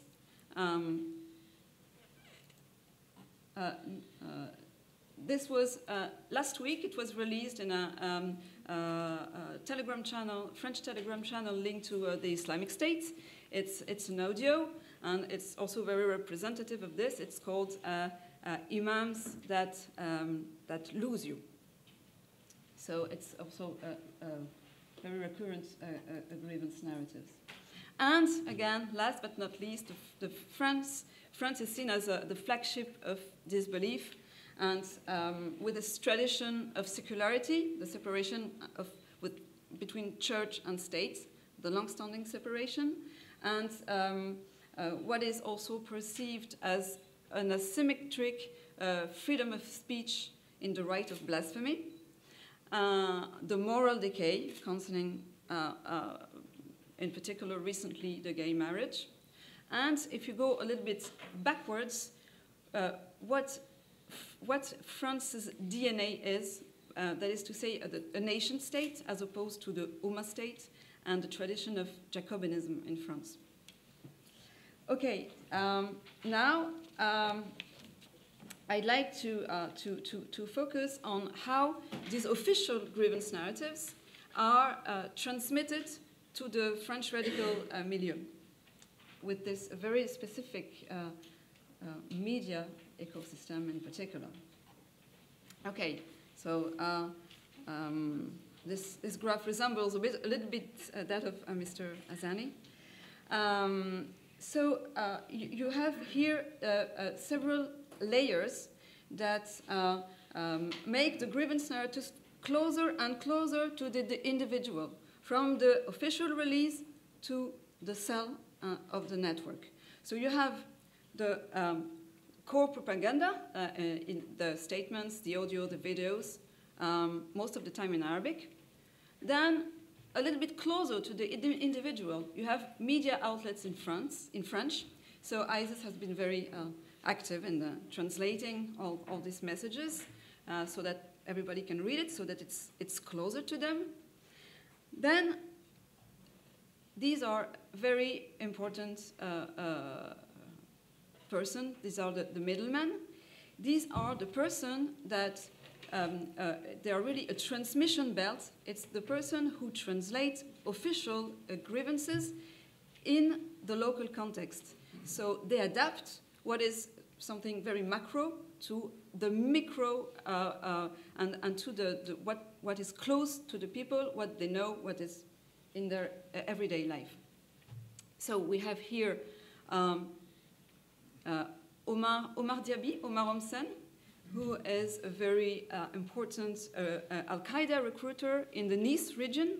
So he recruited tens of young people to make the hijra. Also through the internet, he had very, very reputed videos. And one example of this translation of the big message to the local context is a few weeks ago, he released a video called After Charlie, where he did a parallel between the rights, unpunished rights in France to insult the Prophet compared to a young man who insulted Nicolas Sarkozy, and he was condemned to several months of prison. So this is a very strong perceived injustice, and it was really something that was close to the people in France. This one here is Rashid Kassim. Rashid Kassim is an ISIS middleman.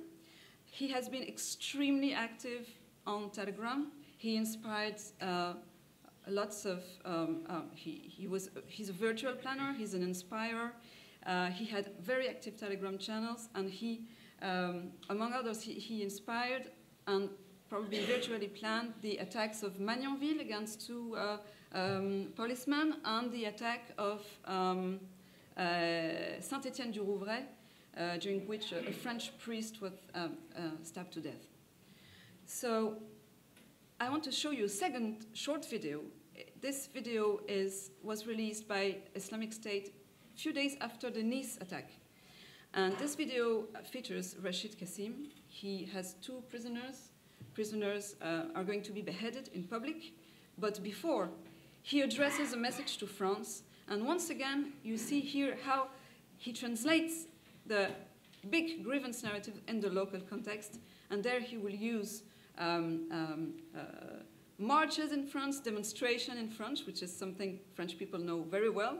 And so he used this in his speech, and also he's talking about Zionist lobby, Israel, and the Palestinian conflicts. And we know that France has the largest Jewish and Arabic communities in France, and that's often tension in Israel and between Israel and the Palestinian echo in these two communities in France. So this he will instrumentalize this to make it close to the local context.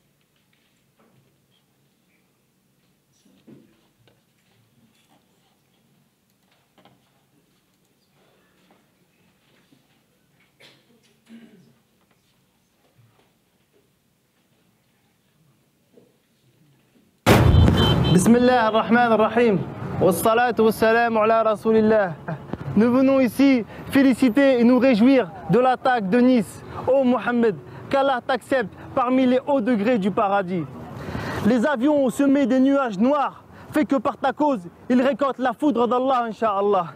Telle est la rétribution du peuple criminel qui est le peuple français, qui n'hésite pas à sortir par centaines de milliers dans les rues pour son ventre, pour son contrat de travail, mais qui, sachant que ses impôts financent l'armée de Tsahal et le massacre de Palestiniens, que ces impôts financent les bombardements en Irak et au Chem et aux quatre coins de la planète de la Oumma de Mohammed sallallahu alayhi wa sallam, n'élève pas une seule parole. Que périsse le peuple de Charlie et que périsse le gouvernement hypocrite qui est le gouvernement français. Subhanallah, pour le profit de quelques lobbies sionistes, pétroliers et les lobbies de l'armement, il n'hésite pas à sacrifier la sécurité de son peuple.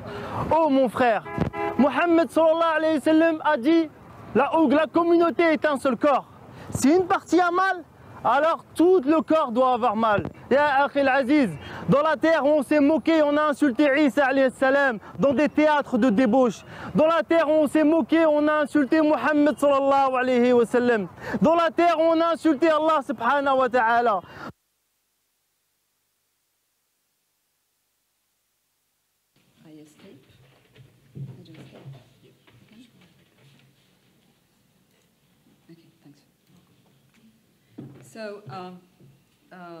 So here is, and this guy would release tens of audios every day in his Telegram channel. Now he has been killed a few months ago, but he is still an inspirer because last week we found explosive in Villejuif, close to Paris, and we found links between the cell of this explosive and Rashid Kassim. So even from his grave, he's still an inspirer of terror attacks in France.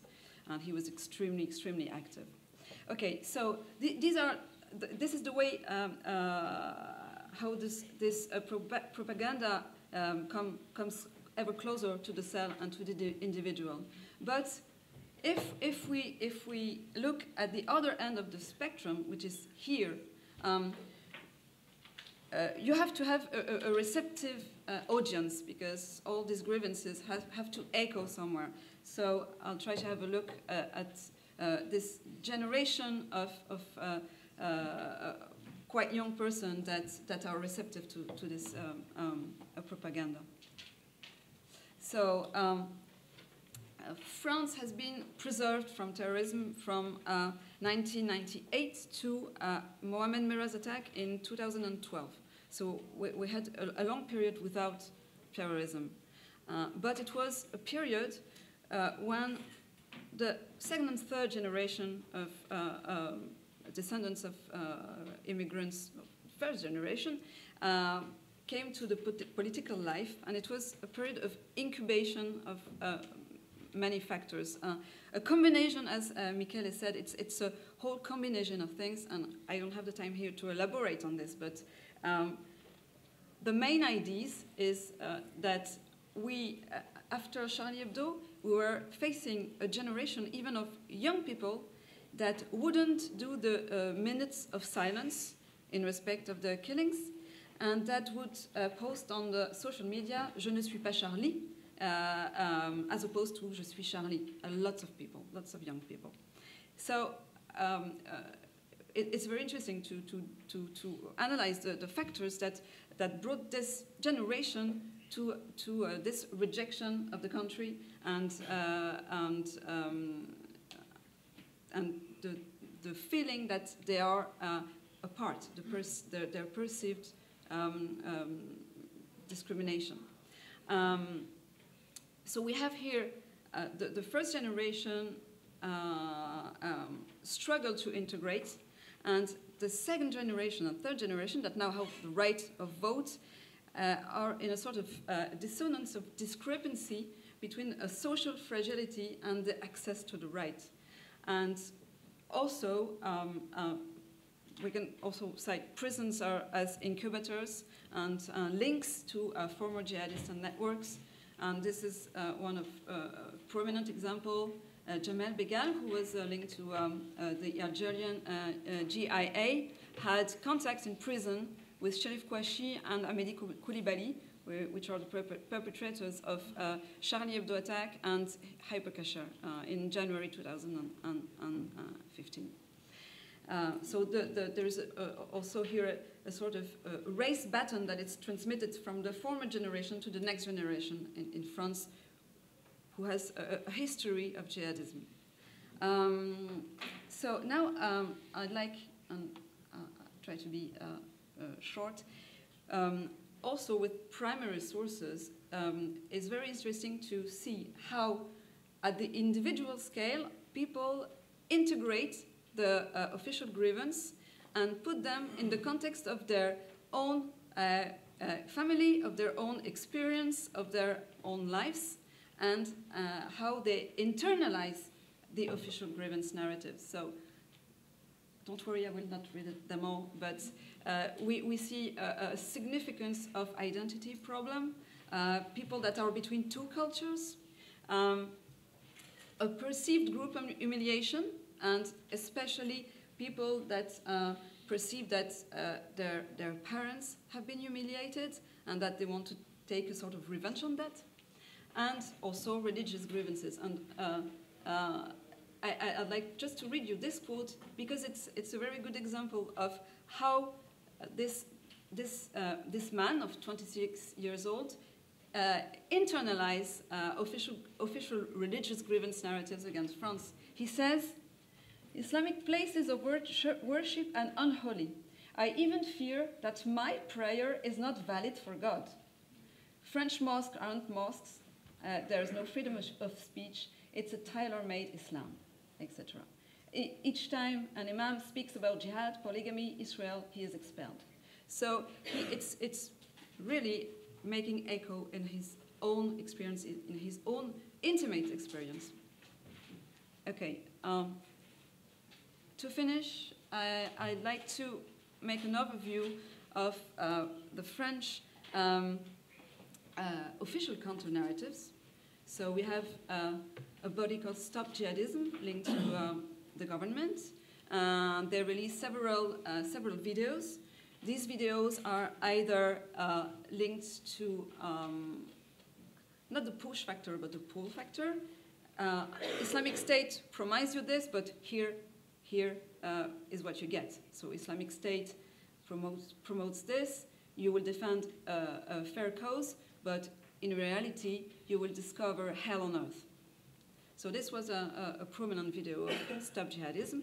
This is another prominent video which shed light on the slippery slope towards radicalization. You have always the choice. So you follow a young man, he meets someone says, "You come to my apartment, I will show you some videos." So there he has the choice to say yes or no. So he said yes. And then you can give me your mail address, yes or no, he has a choice. And then, now you can go to Syria, yes or no. So it emphasizes the different steps where you can resist the process. So these are really great efforts by the government. Nonetheless, I think it's important that we go further and that we try to find new leads to tackle this problem. So maybe it's going to be in the further discussion, but some points that for me are really important in counter-narratives or alternative narratives. First, you have to stress the discrepancy between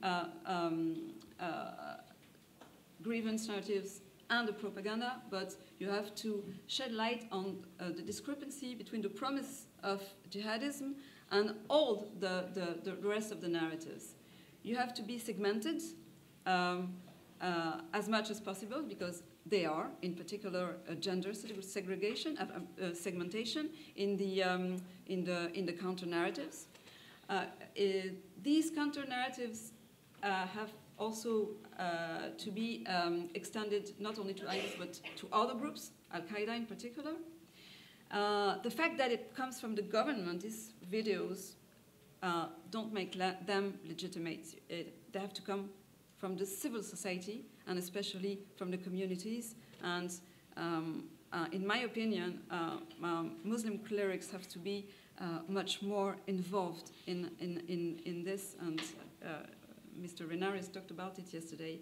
They have to take a clear side also and to be to talk more about it.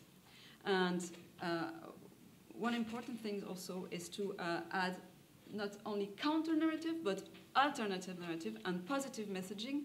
For instance, with success stories of Muslims in France that have made it great in life. And also we have to have a regular assessment on counter-strategy, Stratcom, to evaluate how it works and to keep making it better. And also, it's not on the slide, but I will end with that.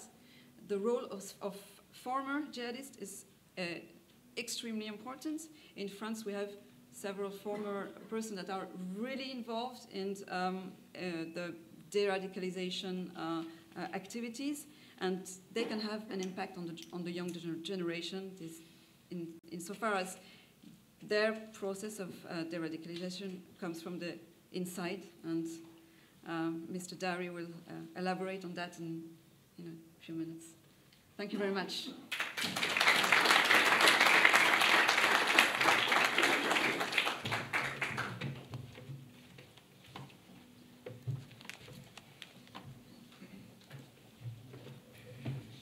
Merci beaucoup, Laurence, for illustrating us on all this jihadist grievance narrative so badly influencing second and third generation Muslim descendants in France.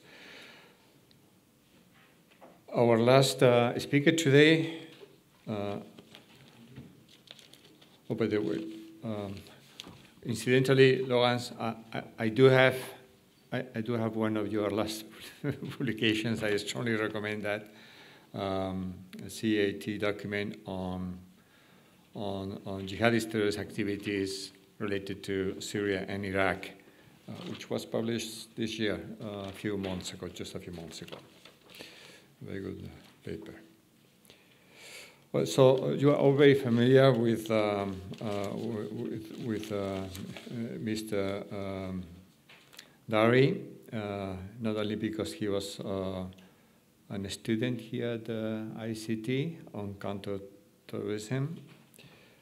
He is now an independent researcher on counter-terrorism and violent extremism based in London and linked, among many other entities, with think tank Henry Jackson Society, which is providing very interesting materials recently. And is working, or I don't know if you already completed it, on a book about ISIS in Afghanistan and Pakistan. Thank you for coming here today and for your contribution whenever you want.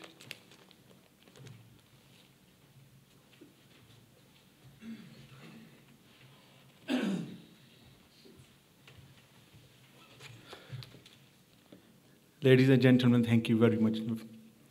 It was a great honor for me to have in front of you guys masters, experts, Ph.D. master holders, teachers, students of ICT.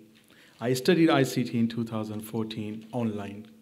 It was a small course of online, it's not like graduation, undergraduation, or masters or Ph.D. It was a big thing. I couldn't do it. I couldn't afford it. And second, King's College, London, the Radicalization department, Counter-Terrorism department, Institute. The students are here, and PhD are doing incredible.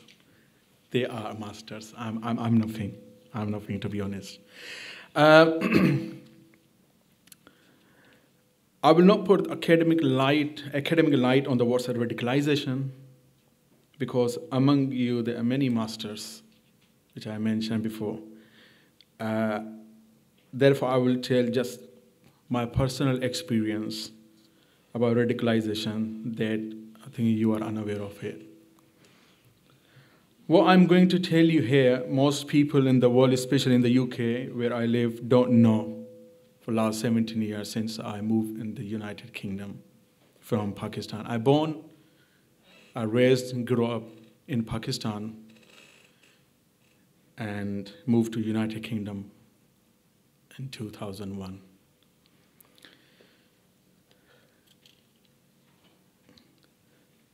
In 17 years, I was not feeling comfortable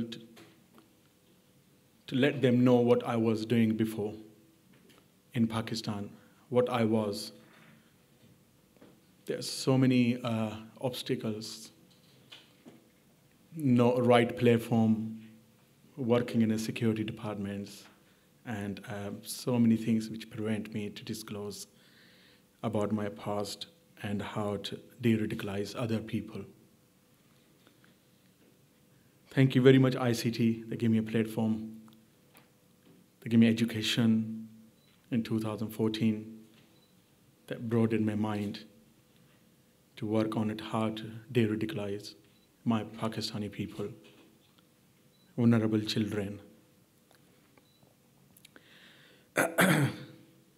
My radicalization process started from Karachi to Cunnar.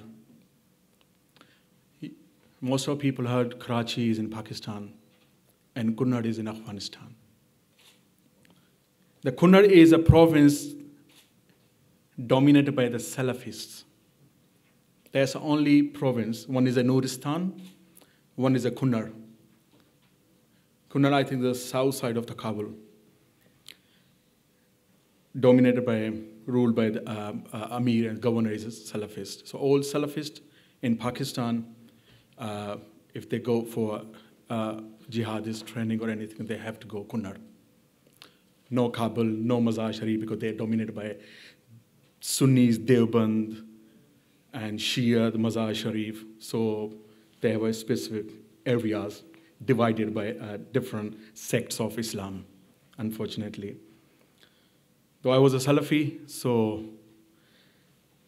I was recruited by the one of the, that time was just started the organization.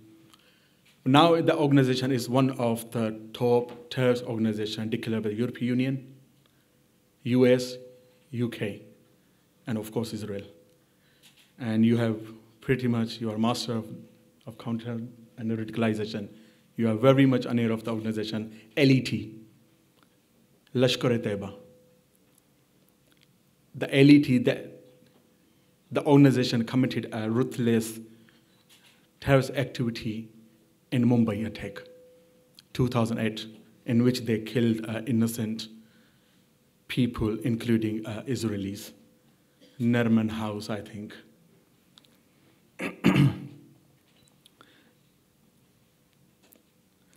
I'm talking about my journey when I was decades back in the 90s, when the LET was recently established organization, and they were recruiting from every city, from every village,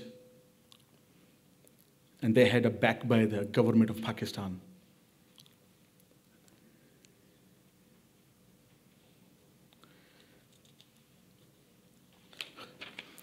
They had a training center in Cunnar, which was called Maskar-e-Taiba, which is, Maskar is an Arabic word, which means a training center. And Taiba, which, because there was a Lashkar-e-Taiba, Taiba, they dedicate the word to the Medina, where is the Prophet Islam buried in Saudi Arabia. And there was a training center, there was a three type of training center. One was Dorai Asghar, which is called a short course of training. Second, that was in Afghanistan for 30 days. Second was a Dorai Akbar, that was in a Kashmir. Kashmir, not the Indian part, the Kashmir of the Pakistan part. So they had a 3-month training that called commando training. And the final was is a border of India, Pakistan. There was a 1-month operational training before they're sending people to Indian Kashmir to do jihad against India.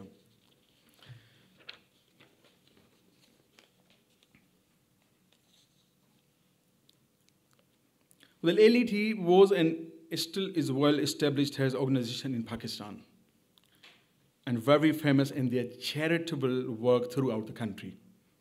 LET is a military branch of Jamaat Dawa. Jamaat Dawa is banned. Whenever they ban, they change the names and they start their activities again. They're same leaders, same platform, just they change the logo and they register on the new name. Very interesting thing which happened by LET's leader, Hafiz Saeed, you heard of it, Hafiz Muhammad Saeed, he's a leader of the LET and Jamaat Dawa.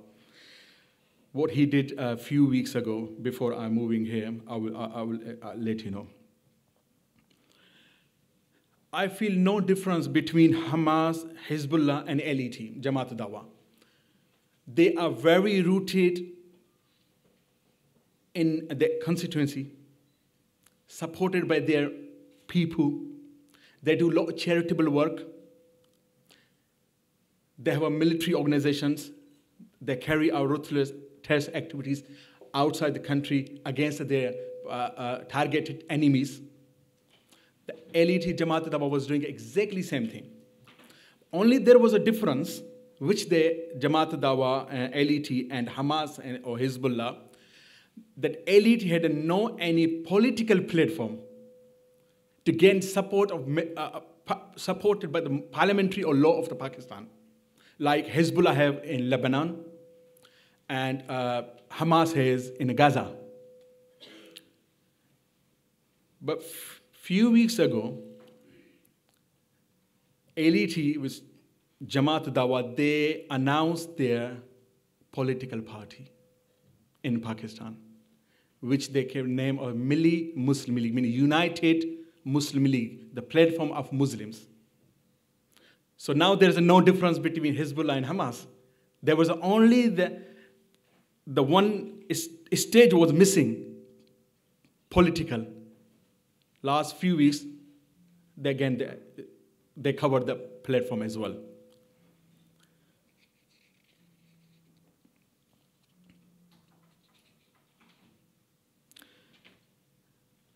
They have so many goals, but one of the 3 goals they achieve: to gain sympathy and support of their own people, through charitable organizations, to gain a political power to block any law or constitution against them, to carry out terrorist activities successfully with a full parliamentary power. This is what the elite was and is doing in Pakistan. When I joined the organization, the goal was to hit India, hardly in Kashmir, and the prime target was the Hindus and Jews in India.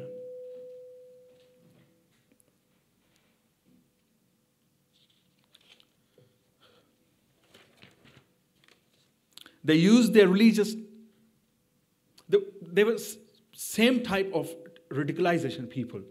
Every Islamist organization they do. They use their religious text, videos, to manipulate their religious message and emotionally motivated against enemies. When I was there was a 3-month, because I'm talking about 90s, 94. I went in Afghanistan for one month. There was a short course. When the Taliban ruled in Afghanistan, they said, okay, now every organization, terrorist organization in Afghanistan, they have to leave. Because now Taliban have come, so they have to rule, so everyone. So they're given 2-3 months time. So in 2-3 months, in a training center, they have dumped a lot of ammunition. So they have to, obviously they are not going to give them ammunition back. So what they did, they say, okay, whatever the people came here for 30 days, their period now expanded for 3 months for used ammunition to make the empty the storerooms. So we used all ammunition, grenades, pistols, AK-47, light machine gun, heavy machine gun, anti-aircraft guns, rocket launcher, RPG, every single thing we used. Afterwards, after 3 months, they sent it back. There's one thing I noticed which was very shocking for me, and I thought, no. This organization, what they are using the people vulnerably, is a killing. They are killing for their agenda.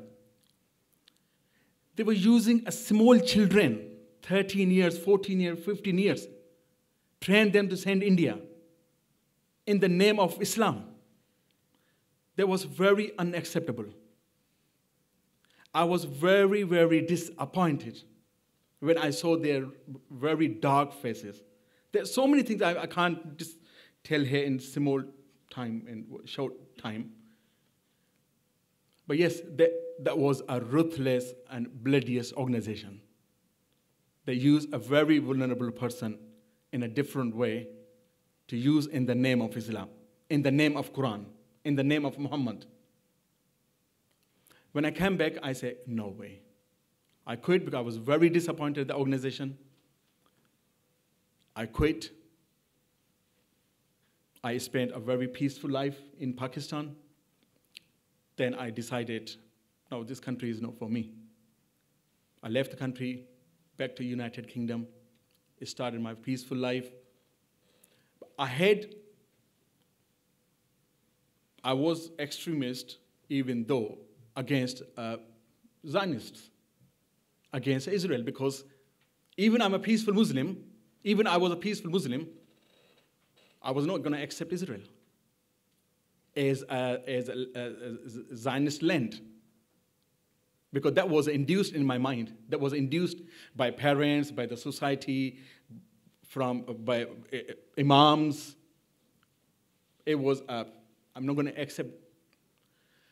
But then time, I'm not going to repeat same story what was in long time, is day before yesterday I did.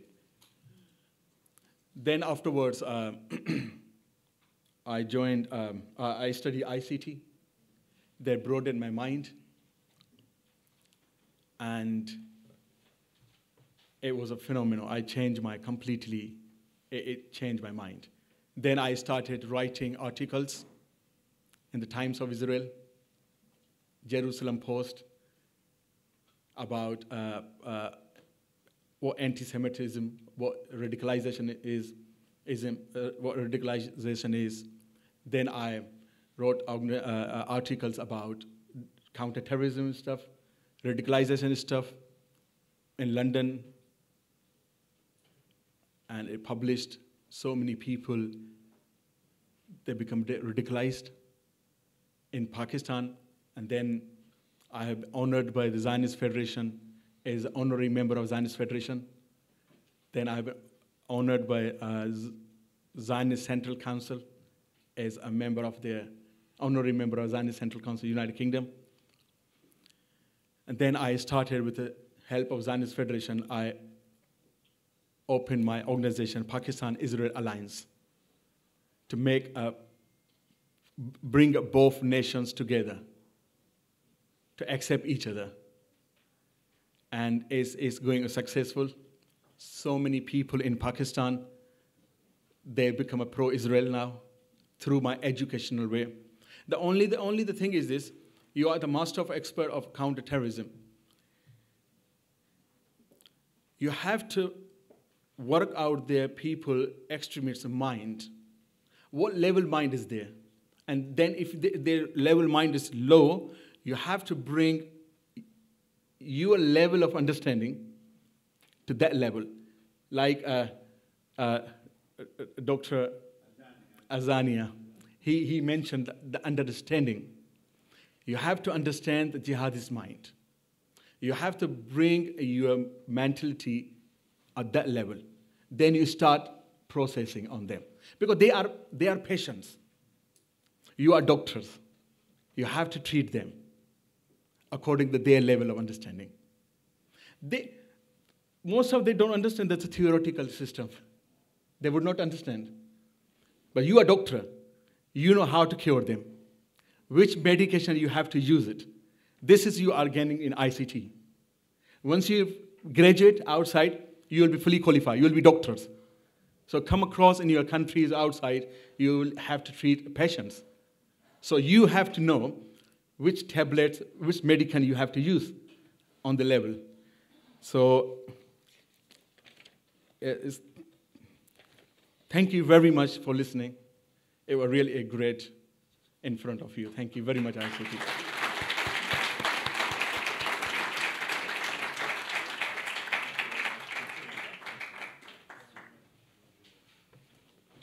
Thank you very much, Mr. Dahri, for those highly valuable reflections so deeply rooted in your own personal experience, on your own personal journey. Please, will the speakers come back to the panel so that we can take 15, 20 minutes to take questions from the audience. Perhaps we will we'll take 2 or 3, and panel members, you can address them personally or leave that open for panel members to reply. So, do you want to take the floor? Any other person? So, please. Okay, thank you. My name is Yehoshua, and I'm social activist from Beersheba. Look, I want to ask all participants of this panel next question. I think that for to resolve a problem of world jihad, of world terrorism, here need to understand that a reason of modern terrorism is mostly social inequality around the world, and firstly in the states of third world. And I want to ask you to relate to this point, to point of connection between modern terrorism to social problems and social inequality in different regions of the world.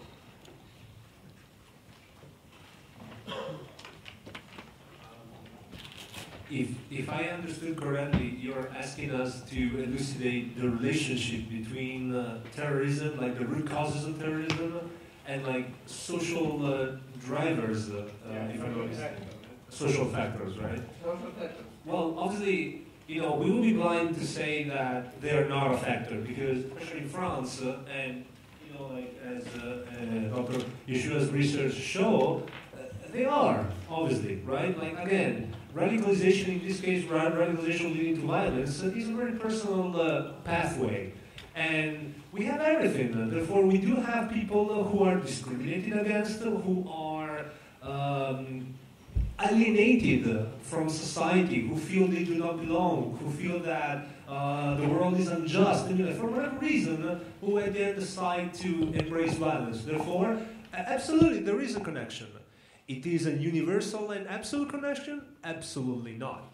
Like even in my research, like it really depends. Therefore, we must allocate resources. We must understand the phenomenon, but we must not oversimplify the question, because it's not black and white. The world is made of countless shades of gray. And this is one of them. But yes, we should absolutely be careful about that. But at the same time, we must not just be, forgive what I'm saying, but neither too conservative or too liberal about it.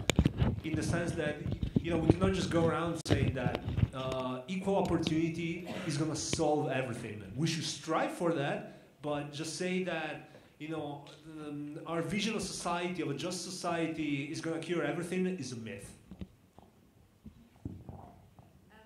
I just want to add that it's very important to differentiate between the aspect of social grievances and social background, because there are two different things. Social grievances can be different from different society, different cultures, but from my research I found that the social background is the most crucial aspect that deprives someone or motivates someone to join any terrorist group or any group, or even look at yourself. Where you come from, your background, your family, your friends, where you studied, are all, aspects that, drove you to, be who you are and do what you do. And so where you got educated, what you've done in your life, what your family aspect is, all these are very important. And If all of these suffer from different type of grievances that we talked about, identity, belonging, feeling like a second-class citizen, all these aspects, if you come in a group, it's very, very motivating towards action. So it's very important to notice that. Thank you,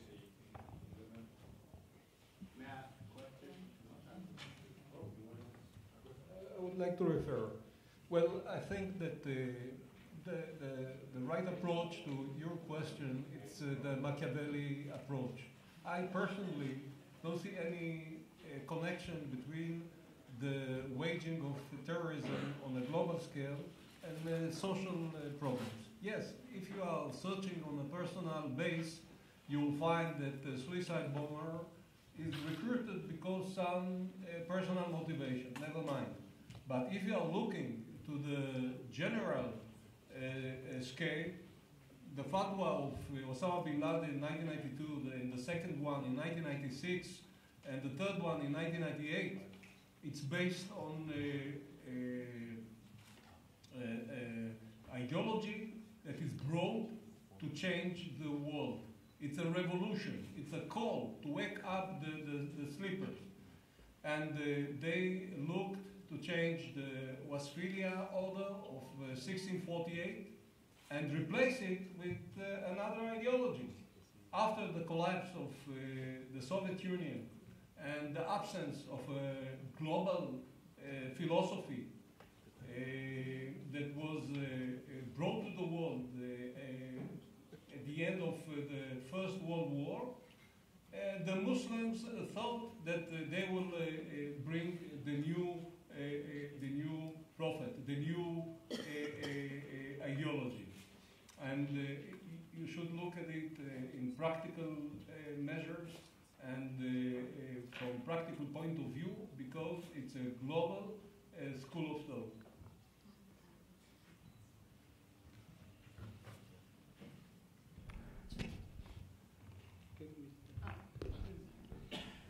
Just one small remark, additional remark. Indeed, I agree with Michele that it's only one of the drivers. Social issues are one of the drivers, multiple drivers. When you talk to young radicalized people, and the social factors are clearly not the one that is mentioned the most.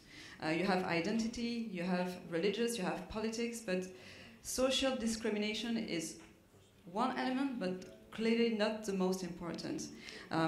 But there is something else that is also linked to social issues, is that when you analyze all the factors that why people turn radicals and what they leave, for instance, to Syria and Iraq, you see a constant, and this constant is that their biography is empty. They have a freedom in their biography. Either they don't have a job, either they don't have a family, they are free. They don't have living constraints that anchor them somewhere. So this is also linked to social issues, especially in the job point of view.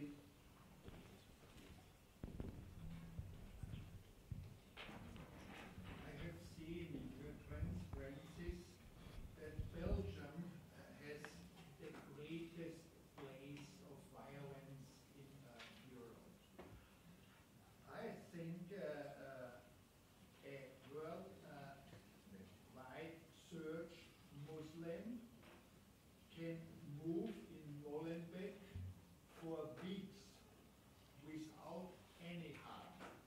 Everyone from this Muslim community has known, and nobody has told it to the Belgian police. We can move without any problems.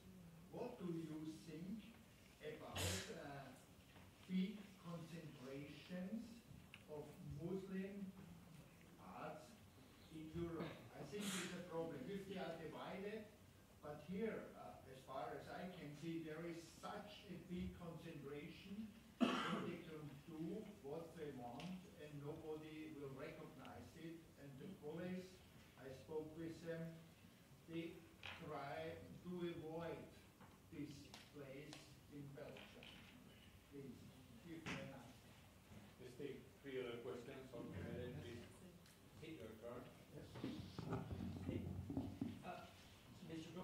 question on your slide to one of the popular beliefs.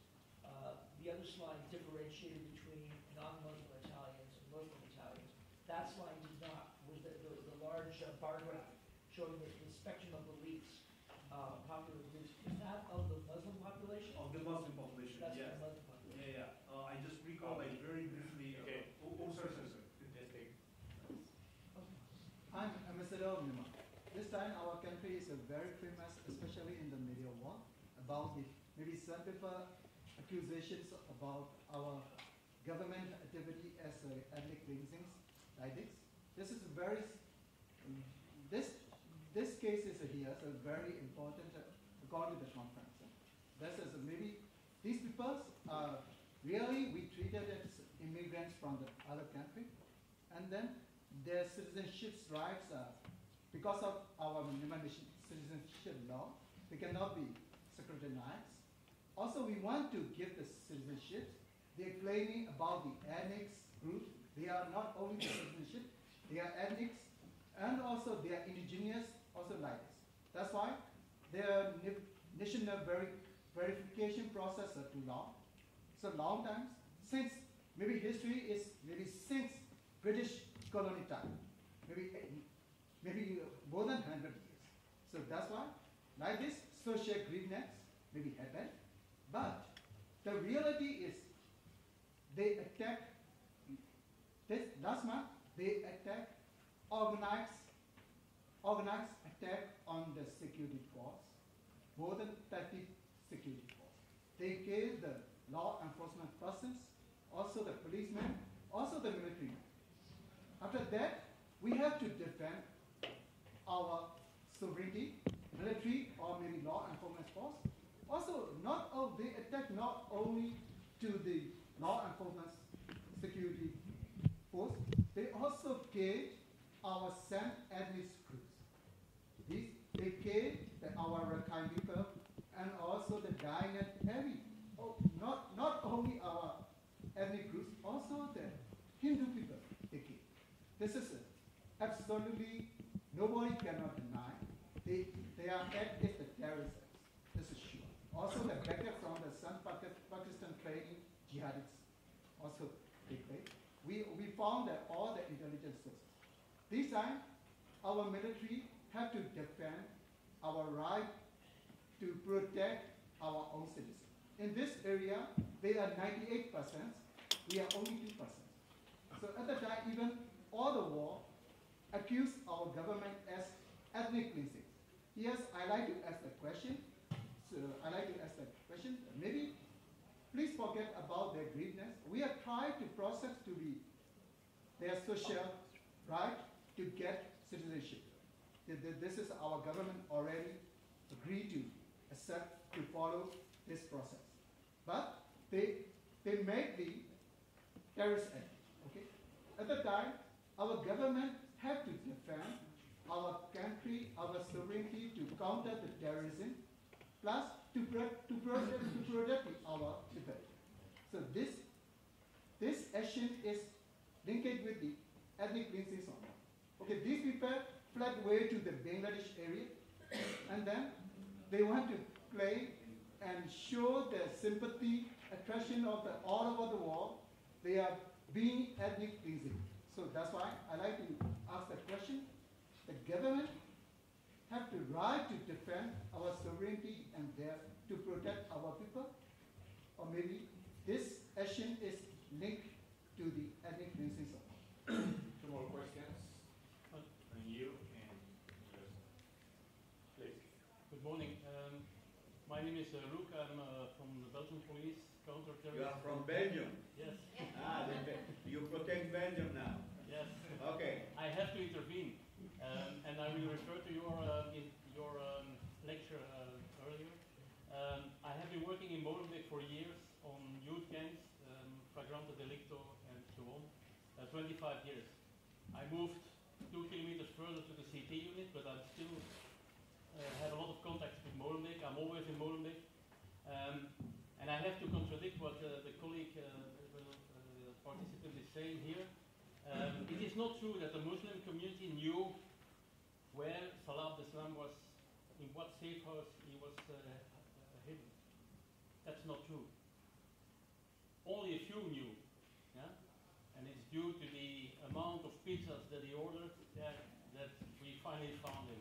But we didn't receive any information from society, from the Muslim community, because they were not aware. Only a couple of them in this closed network knew. Secondly, we never abandoned, the police, local police never abandoned these areas. We are everywhere. And we are there since I'm working in Molenbeek. He's a fantastic mayor. He's criticized, and I'm not contributing to this polarization against him. It's a complex situation. We have been facing pressure from Salafi, Wahhabi. Yeah, we have been facing pressure in sometimes from only one guy in an area, and it was enough to ensure departure of 10, 15, 20 youngsters. Very vulnerable in a difficult situation, identity crisis, some with a criminal record and others not. Yeah? And we can do much more on this, not police, but let's say in a very comprehensive approach. But we were everywhere. What is also true is that due to the threats and all the problems we are facing, we are not doing enough community policing than in the past. Yeah? We need again, and this is my message to the Belgian police and to other police forces in France, in the UK and everywhere, come back to community policing. And with good community policing, people alone in the neighborhoods that know and are known, yeah, you can reinstall trust. And when there is trust and people know you, the step to the police to inform them is higher, will increase. And they have to see us not as, let's say, a repressive instrument, but they should see us as the old neighborhood police officer from the past, the one who is there to serve and to help. And I'm the first, a lot of police officers in Belgium, local and federal police officers, yeah, are hoping that this departure stopped. It stopped now due to different factors. But all of us have been fighting for years to prevent these departures, together with all social workers and mayors and other institutions. We don't want to see them leave because we know how vulnerable they are. Yeah? And this is why we are investing all the time in these neighborhoods. But they should see us like this, as helpers, yeah? And not policemen or crime fighters. Yeah? We don't want to see these foreign terrorist fighters. And because the problem is that we know how vulnerable they are when they leave, and how, I'm not using the word monsters like Ernst Becker recently did, but you know, they make different people of them. And it will be very difficult to receive them back. And I don't want to see police officers with collective weapons telling in front of the camera, we have to be prepared when they come back.